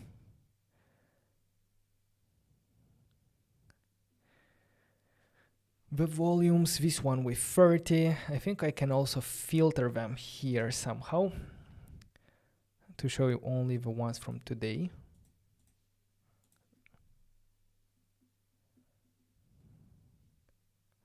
With this tag. Let me see if I can filter properly.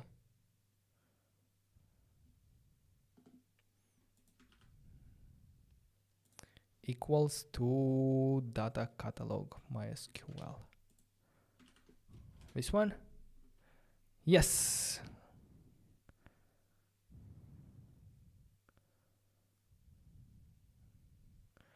Yes, we see two of them. One of them is currently in use. Another one is coming available.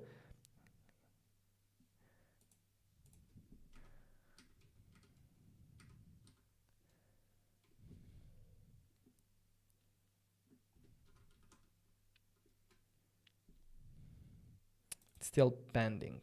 We're still waiting.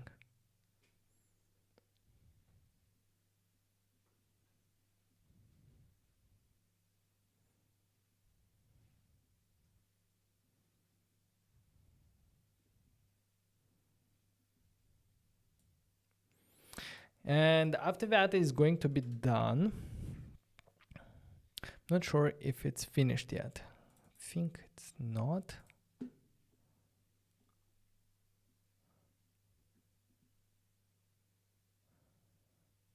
Let me see what's going to be the answer to this command. We should see this one, the MySQL. It's here. I think it should be ready.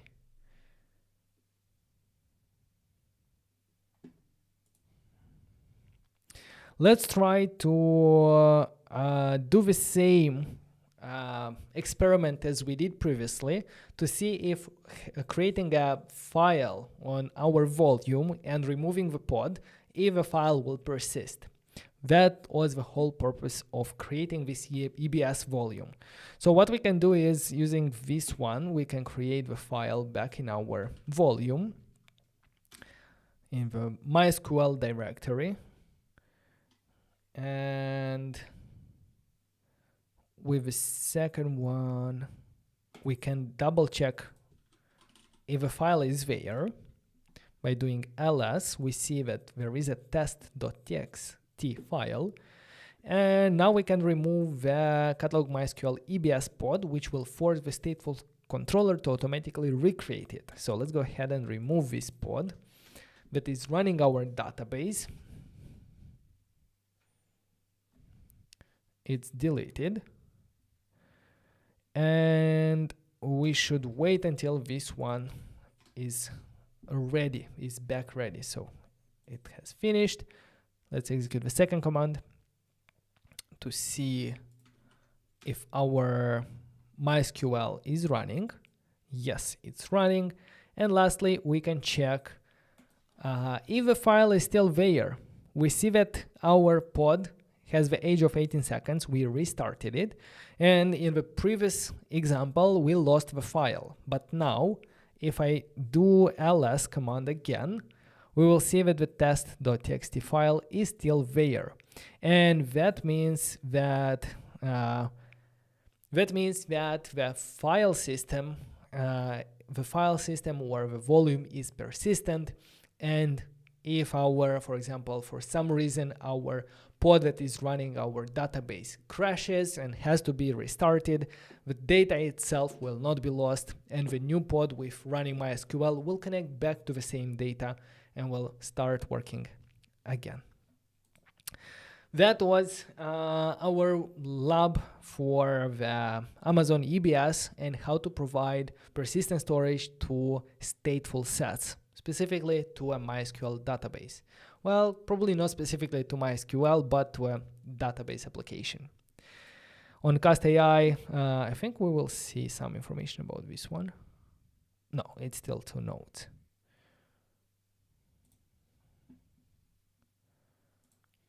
All right, let's go back to our storage because we have one more lab for the storage.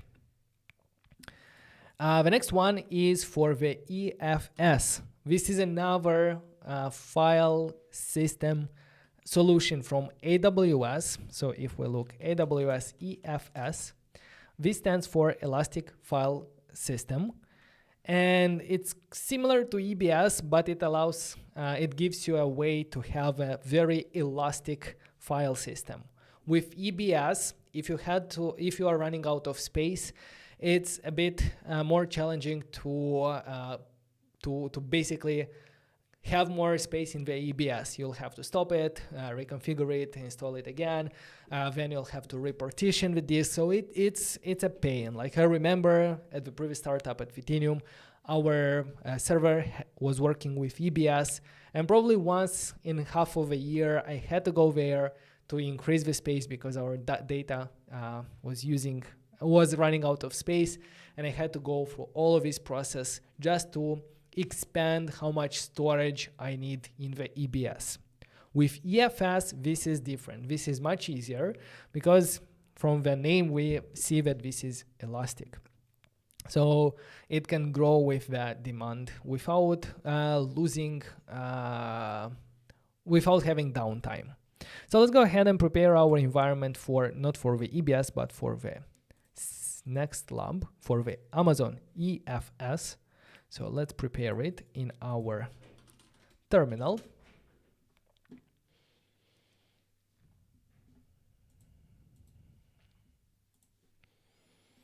This will install the EFS driver for the cluster and will also create the EFS file system. So from this definition, EFS is a simple serverless set and forget elastic file system for use with AWS Cloud services.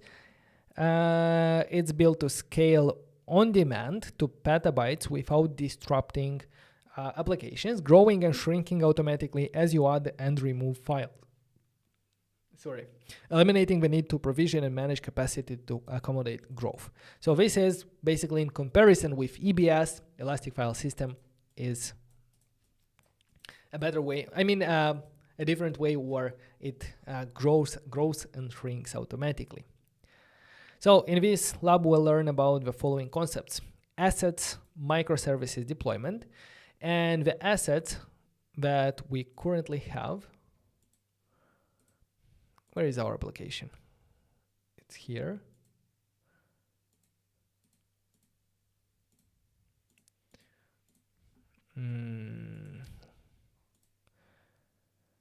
Need to find the URL of our application. So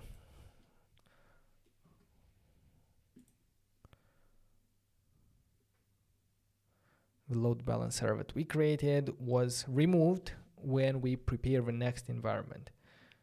So does that mean that we cannot access it? Well, for the assets we will be able. So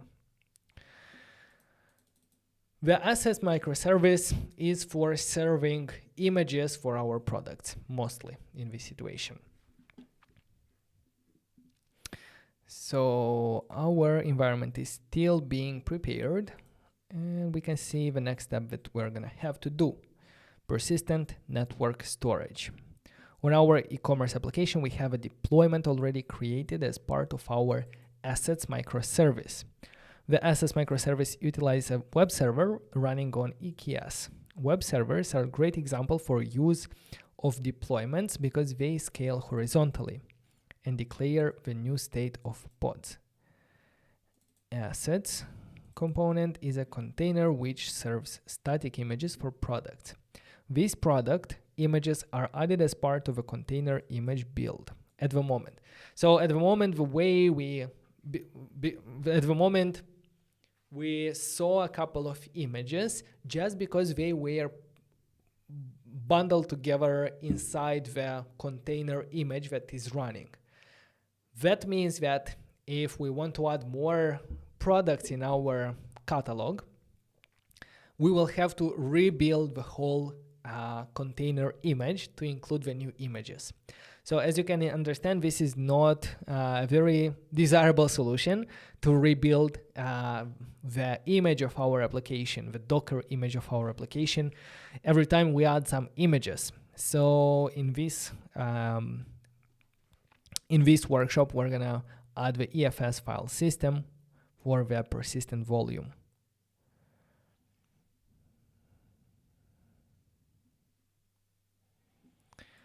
So yeah, infrastructure. This one takes a little bit more time. Let's see what it will do.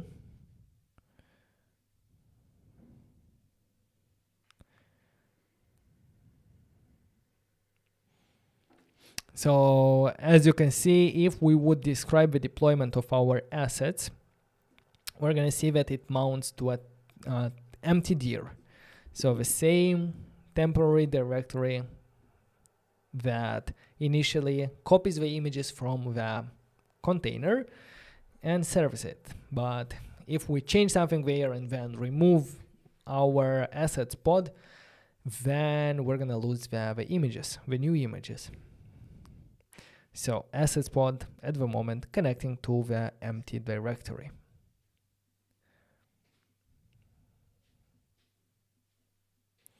Yes, as I said, the container has some initial product images copied to it as part of a container built under the folder HTML assets.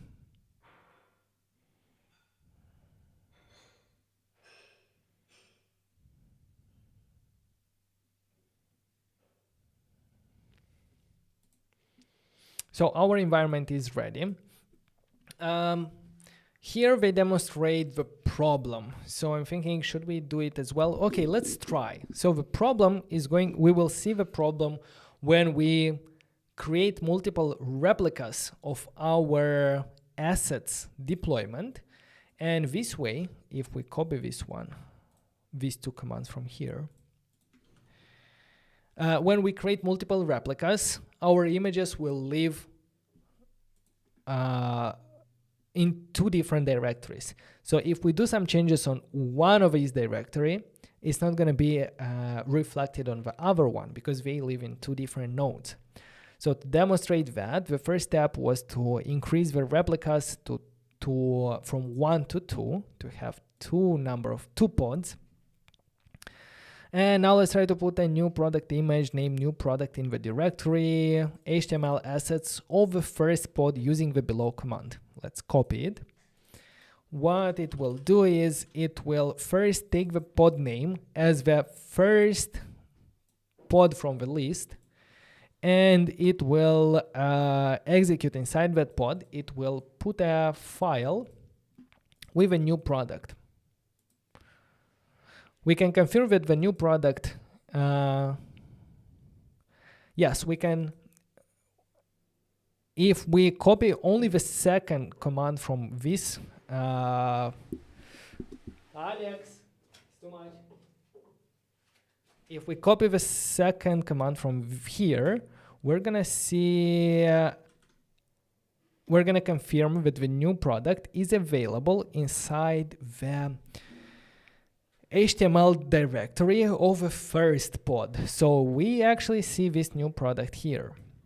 But if we execute the same command on the second pod by copying both of these commands, what we do is we just change the pod name to take the second pod from the list of items, and we execute the same command.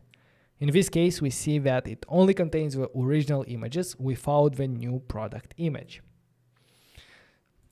So that's not a very good solution for serving assets, because we need a single source of truth. We need our files to be stored in a single place, and the worker knows to connect to the same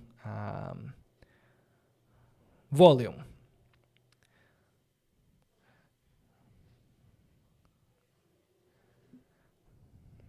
So yeah, in order to help solve this issue, we need a file system that can be shared across multiple pods if the service needs to scale horizontally, while still making updates to the files without having to redeploy. So our desired solution is to have this file system and all our pods connected to the same file system. Let's go ahead and actually do that by going to the next lesson. And let's go ahead and make sure that we have the driver for EFS. It was installed automatically for us when we prepare the environment, but you can follow this URL if you have to integrate it in your stack.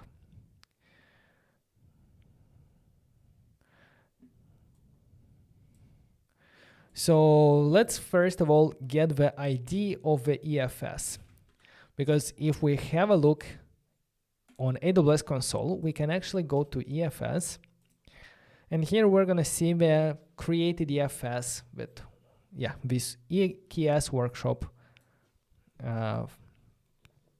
file system. So what we are doing here is we are saving the ID of that in a variable called EFS ID, and using this ID we're going to use it in our configuration for the storage class, and we can apply this configuration by executing this command. The configuration is coming from fundamental storage EFS storage class, so we can have a look at that file in modules, fundamentals, storage, EBS, not EFS, and in the storage class. Here you're gonna see important information, but also, here at the top we see them. Now we'll get and describe the storage class using the below command. Notice that the provisioner used the EFS driver and the mode is EFS. Let's see that. Yes, we see EFS for the storage class that was just created. So we created the storage class. Now we need to assign it or attach it to our pods using persistent volume. So you can inspect the file that will create this one. It creates an EFS claim. It creates a claim for 5 gigabytes read-write, and we will mount it on the deployment, on our assets deployment. Here under volumes, that's how we mount it. We can apply these changes by copying the commands.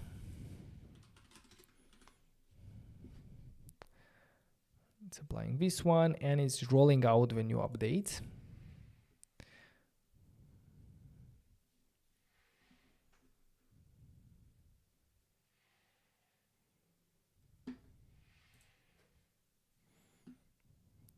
Successfully rolled out. So we can have a look at the volume mounts to see what different volumes were mounted on our assets deployment. So we see that the first one is mounted on the HTML assets and it's called EFS volume, and the second one is the temporary that is always there. So this way we confirm that a volume with the name EFS volume was mounted to our assets deployment.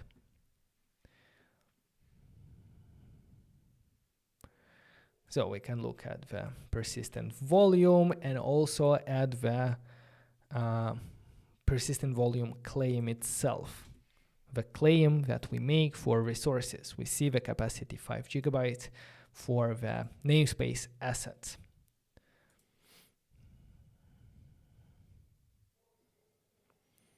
So we can do the same tests with the image, with a newly created image.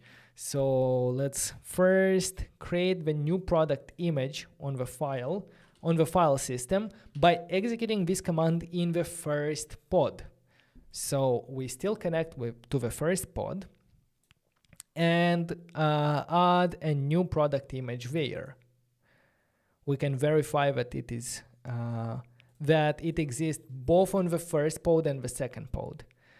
If we do an ls command in the second pod, we see that the new product is still there, and it's present both in the first and the second pod because they are connected to the same file system. So if I'm gonna execute the same for the first one, we see new product also there.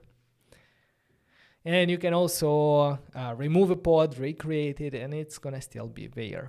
So that's how we can use the Elastic File System, an AWS service, to provide a persistent volume to our deployments.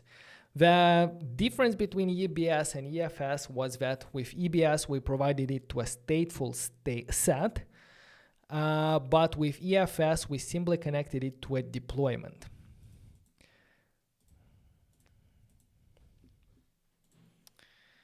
Okay, and the last lab for today that I have prepared is the managed node groups. How we can manage our nodes, how we can increase the capacity, get more nodes in our stack, and so on. So let's go ahead and prepare the fundamentals for the management, for the managed node groups.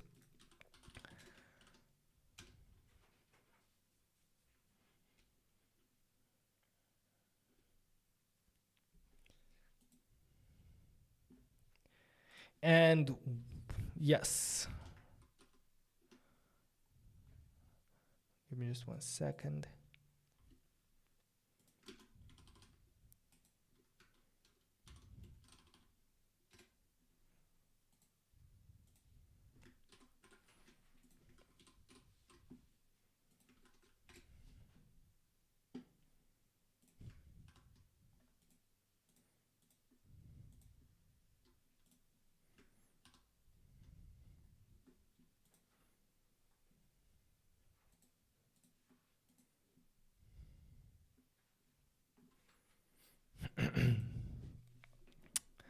So yeah, managing nodes. We're waiting for our environment to set up.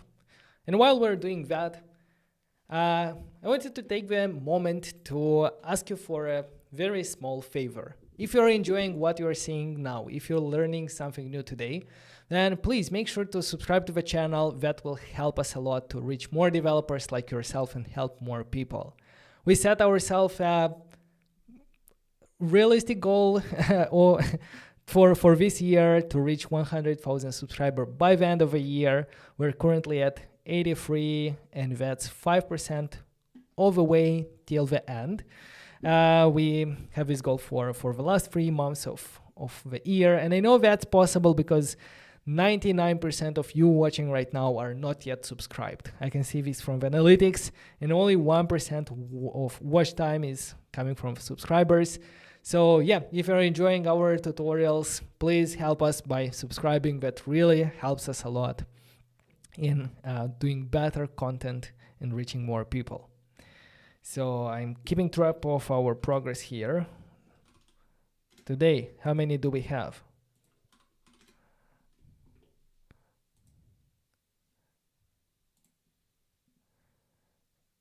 Where is it? Yeah, we still have some time until the environment is preparing for us, so let's play with 48, 148. No, 84, Vadim. 84, 148. And how many percentage do you think that's it? That's 9%. Yeah, we're almost at 10%. And we have 2 months until the end of the year. Very hard seeing how we progress, but I really believe that you can make this happen. So thank you in advance. Okay, and the environment is actually ready, and we can go ahead and yeah, let's first of all go through the documentation. So in the Getting Started lab, we deployed our sample application to a EKS and saw that running pods. But where are these pods running? We already know. We know that they are running on EC2.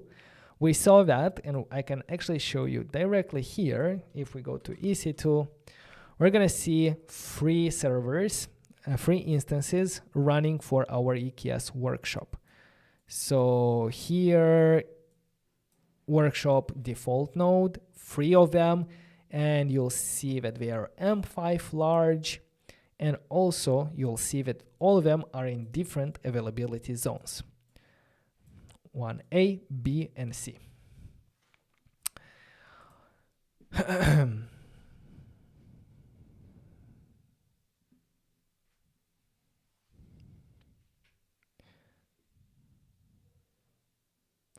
So yeah, a node group is one or more of these EC2 instances that are deployed in an auto-scaling group. So EKS can manage them, and they are standard EC2 instances. And that's exactly what we are built for. EKS as a service, I think doesn't cost anything. We are only charged for the resources that we are using, and EC2 is one of them.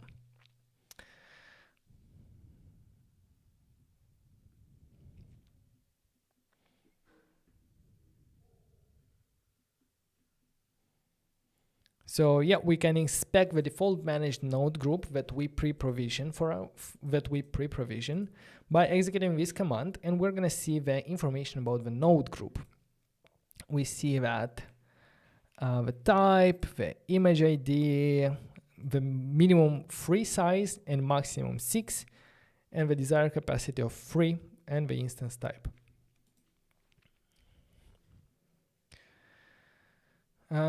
Yes, the configuration, minimum, the instance type, and so on. We can also see more information like what availability zones they are deployed into.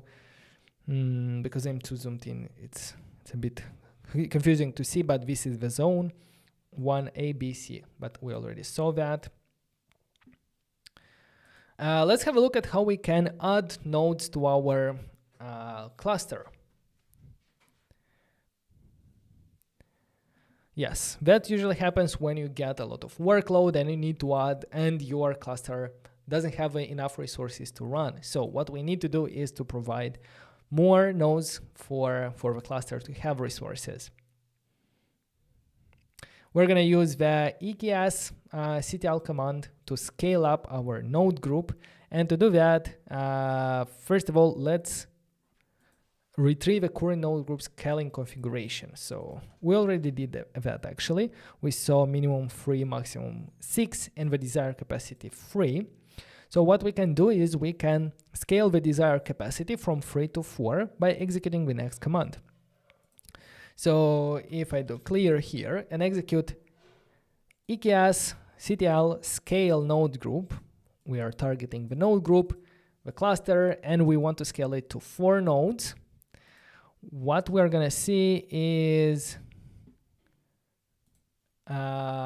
if we go to EC2, for example, and refresh, we're going to see the fourth one added here, and the status is initializing. That means that just like that, with a simple command, we added one more EC2 instance to our cluster to fulfill the requirements of a new load. And yeah, it may take 2 to 3 minutes for the node provisioning and configuration changes to take effect.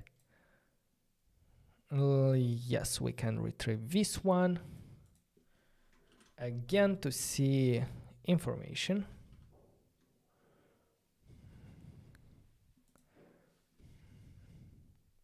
So now minimum size is 3, maximum is 6, but the desired capacity is already 4.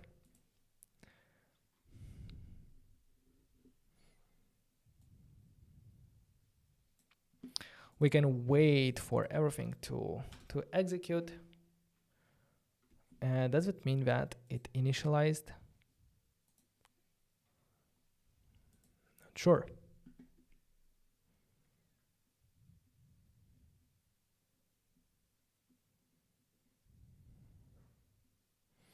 Let's try this command to see the status of different nodes in our group. And we see ready, ready, ready, ready. 3 of them has the age of more than 100 minutes, and this one is a fresh one that we just added.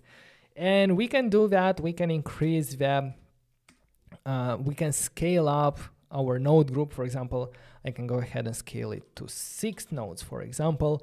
If, for example, we are running some kind of a campaign during Black Friday and we expect 3 times more traffic to our website, this would be a good practice to go get more resources for our cluster in order to be able to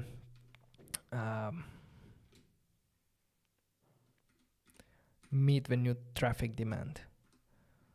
Let me see what's happening here. It's still 4 of them in ready, so I'm gonna wait until all of them are ready.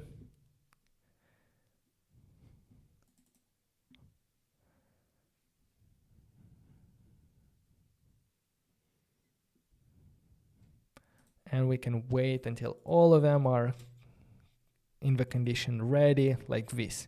So 3 of them are in the condition ready. I think we're gonna have to wait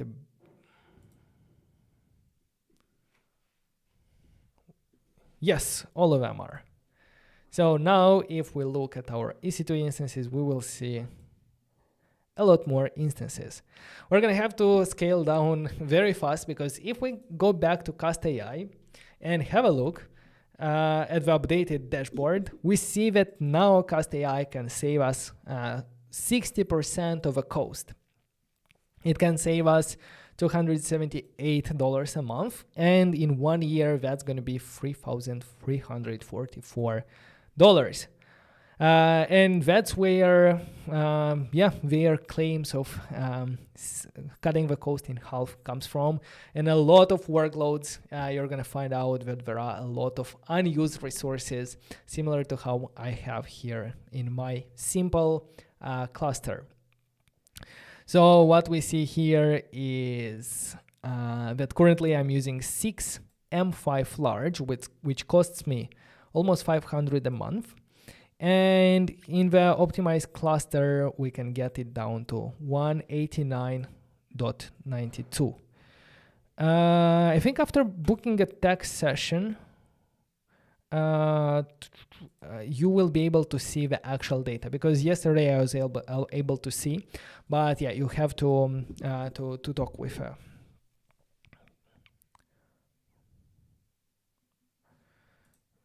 Security, that's things, workloads, namespaces, dashboard. We see 6 nodes, and yeah.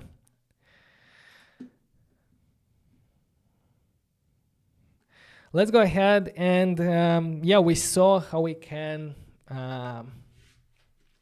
scale up.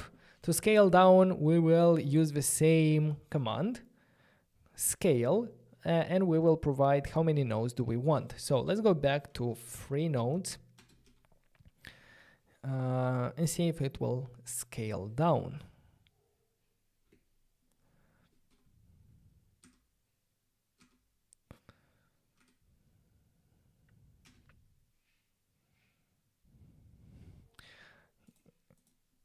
If I refresh here,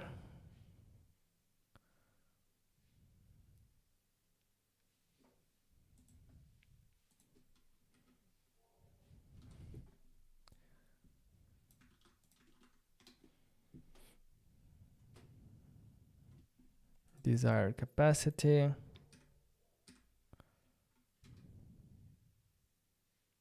scheduling, disable. Yeah, I think these 3 will be removed soon. They are leaving our cluster. The next step is about adding nodes. I think that's everything. We saw how we can add nodes. We saw how we can remove nodes. The next one is pod affinity and anti-affinity. What does that mean? That means these are some rules that specifies different the requirement of different pods to run on the same node.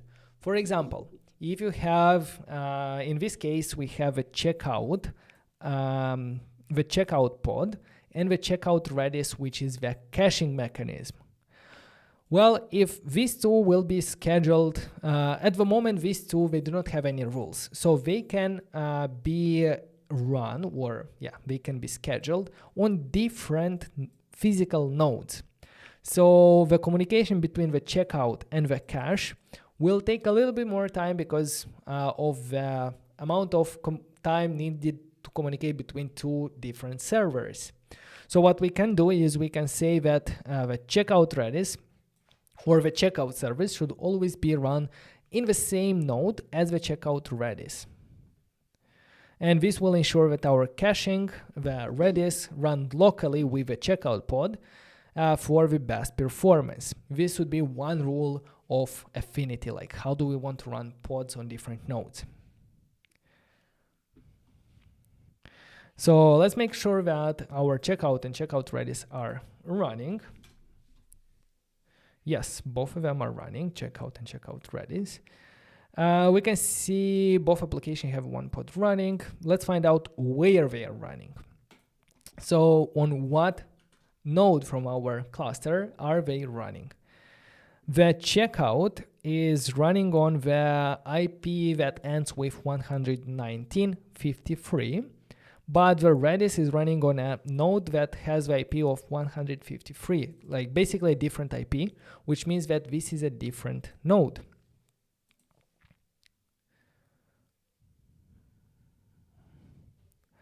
In some cases, like this is random, like for you, it might be actually the same pod, or the same IP address, but it's not enforced to be the same. So in my case, we were scheduled on 2 different nodes. So with pod affinity, in this step, what we are changing the spec of our checkout pod, and we are adding an affinity. We say here that the component the components should contain this Redis component.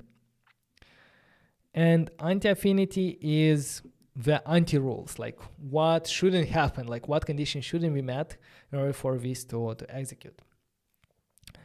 So I think it tries to run it in a different node than the checkout service. So to make the changes, let's copy the commands. Let's go ahead and delete. Yes, the first one is the delete, and then apply a new affinity checkout. So yeah, the pod affinity ensures that the Redis is already running on the node. This is because we can assume the checkout pod requires checkout Redis. The anti-affinity requires that no checkout pod are running already on the node. Yeah, we want to make sure that only one checkout node pod is running on a single node, not more than that.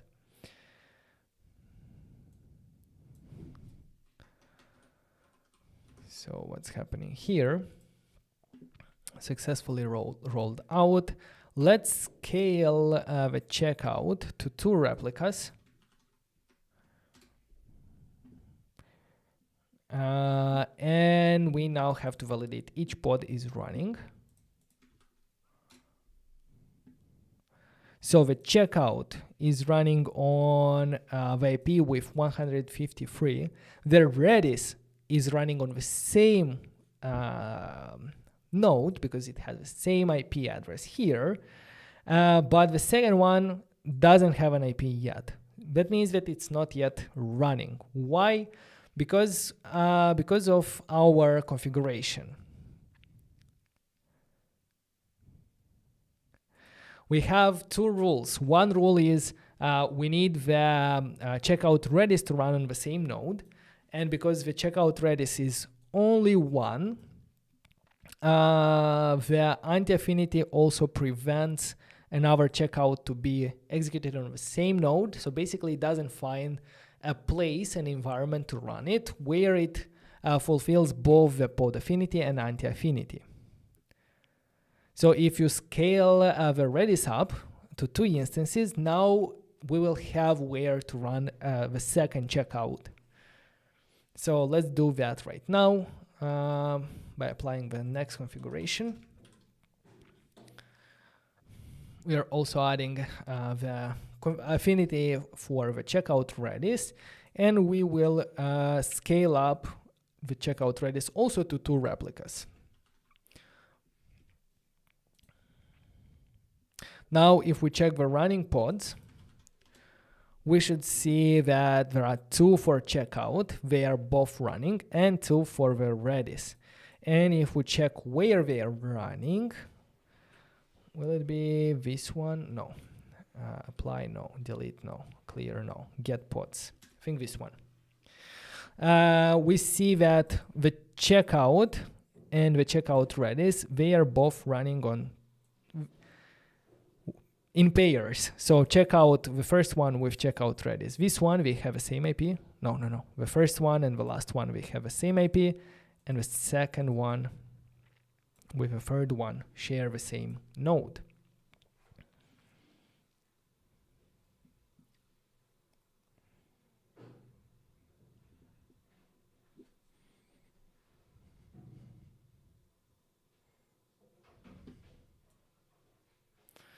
And yeah, that's everything about the affinity and anti-affinity. I will stop here. There are more information about taints, and this is a way to also specify some custom configuration to some nodes, and then using toleration to specify what pods can we run on that node. With spot instances, this is a very good thing to get more in depth. Spot instances are a way to get very large cost benefits for EC2 instances. And it works by bidding on unused resources, on unused AWS resources. So the thing is that you are paying way less for a spot instance than on an on-demand instance. But the only challenge is that if, for example, the price increases, there are higher demand, you are not going to have an instance. I mean, you can lose access to it. So this is very good for workloads that do not depend to always be up and running. For example, if you have some background jobs that are doing some sorting or classifications and so on, and these jobs are not time bound, like you don't care and you don't have to have them always running. You need to run them once a week. You can execute them on a spot instance and bid on the smallest amount of money on them on EC2 instances and get a lot of benefits from this one. All right, so guys, that was our EKS Workshop 101. Before we go, I promise you that we're gonna delete the environment. And what we have to do to delete the environment when you finish this one, that's gonna be in a moment. But I highly encourage you to follow and go through the other labs from here as well. For example, in auto-scaling, this one is very important aspect of running application at scale, because with auto-scaling, you can define different rules to scale up your resources automatically. We saw how to manually scale up resources by scaling up the node group, but with auto-scaling, we can define some rules that, hey, if the servers are get at the 80% CPU usage, then go ahead and bring in a new a new EC2 instance in your cluster to provide more resources. And if for some period it's unused, then remove it and release and have better, instead not to spend a lot of money. So make sure to check out auto-scaling of compute and also of workloads. With compute, you are bringing in more EC2 instances. By scaling up workloads, you are basically increasing how many pods are running for your application. Check out other labs from this one as well. It's really in-depth, it's really easy to follow, and I learned a lot. But once you are done, if you look at Cast.ai, if you keep 3 nodes that we created here, that's gonna cost you around $200 a month. And even more, I think 250 or something like that. So we don't want to do that. We don't want to have that. And what we can do is we should delete things that we created. So back in our setup, in your AWS account, on this page, let's go until we see, no, in the EKS CTL page, at the end, there will be cleaning up. So the first thing is to call the delete environment inside our Cloud9 here. So delete environment is the first step. This will make sure to remove all the things that we created during this workshop specifically for our application. It's not yet removing our EKS cluster. It's only about the application. It's going to take a bit of time. The next step is to delete the whole cluster. The cluster includes our EC2 instances. It includes our auto-scaling load balancers, EBS, and so on. So by executing this command, we are going to delete the cluster. I'm not sure if I'm going to be able to stay with you here because this one takes a bit of time. But yeah, after the first command is done, this is the second one that you have to run. And there is one more that we have to do. And that's as part of a cleaning up page. Because here we are removing everything that we have created using our Cloud9 environment. So this Cloud9 environment. It will remove a cluster, it will remove application and so on, but the Cloud9 environment will still be there because we created the Cloud9 through the AWS Cloud shell. So the last step is to remove a Cloud9 environment, but we should do that only after finishing everything here. So first step is delete environment in our Cloud9. We are doing that right now. Second step, EKS CTL delete cluster, also inside our Cloud9. The first one finished, and I can do the second one. And only after this is finished, we're going to go in our AWS console, look for the Cloud shell, and only after the cluster is deleted, we are going to go here and we're going to execute AWS CloudFormation delete stack with a stack name that you provided. So in Cloud shell, you're going to execute this command, paste. Hopefully I didn't run it. But in my case, that's gonna have a 1. And this will also remove your Cloud9 environment, the EC2 that was used for that, and everything that we created today in this tutorial. To double check what you have, most of the things will be on EC2. So go ahead on the EC2 dashboard and see how many instances do you have running. At the moment, I see that I have running only the... Oh, actually, I have a lot. Maybe they are closing. The Cloud9, but the other ones, I think they are in the process of being deleted. So on the dashboard, make sure you don't have any running instances. Make sure you don't have even terminated instances will consume resources. Volumes, I think you should manually delete. Yes, that's true.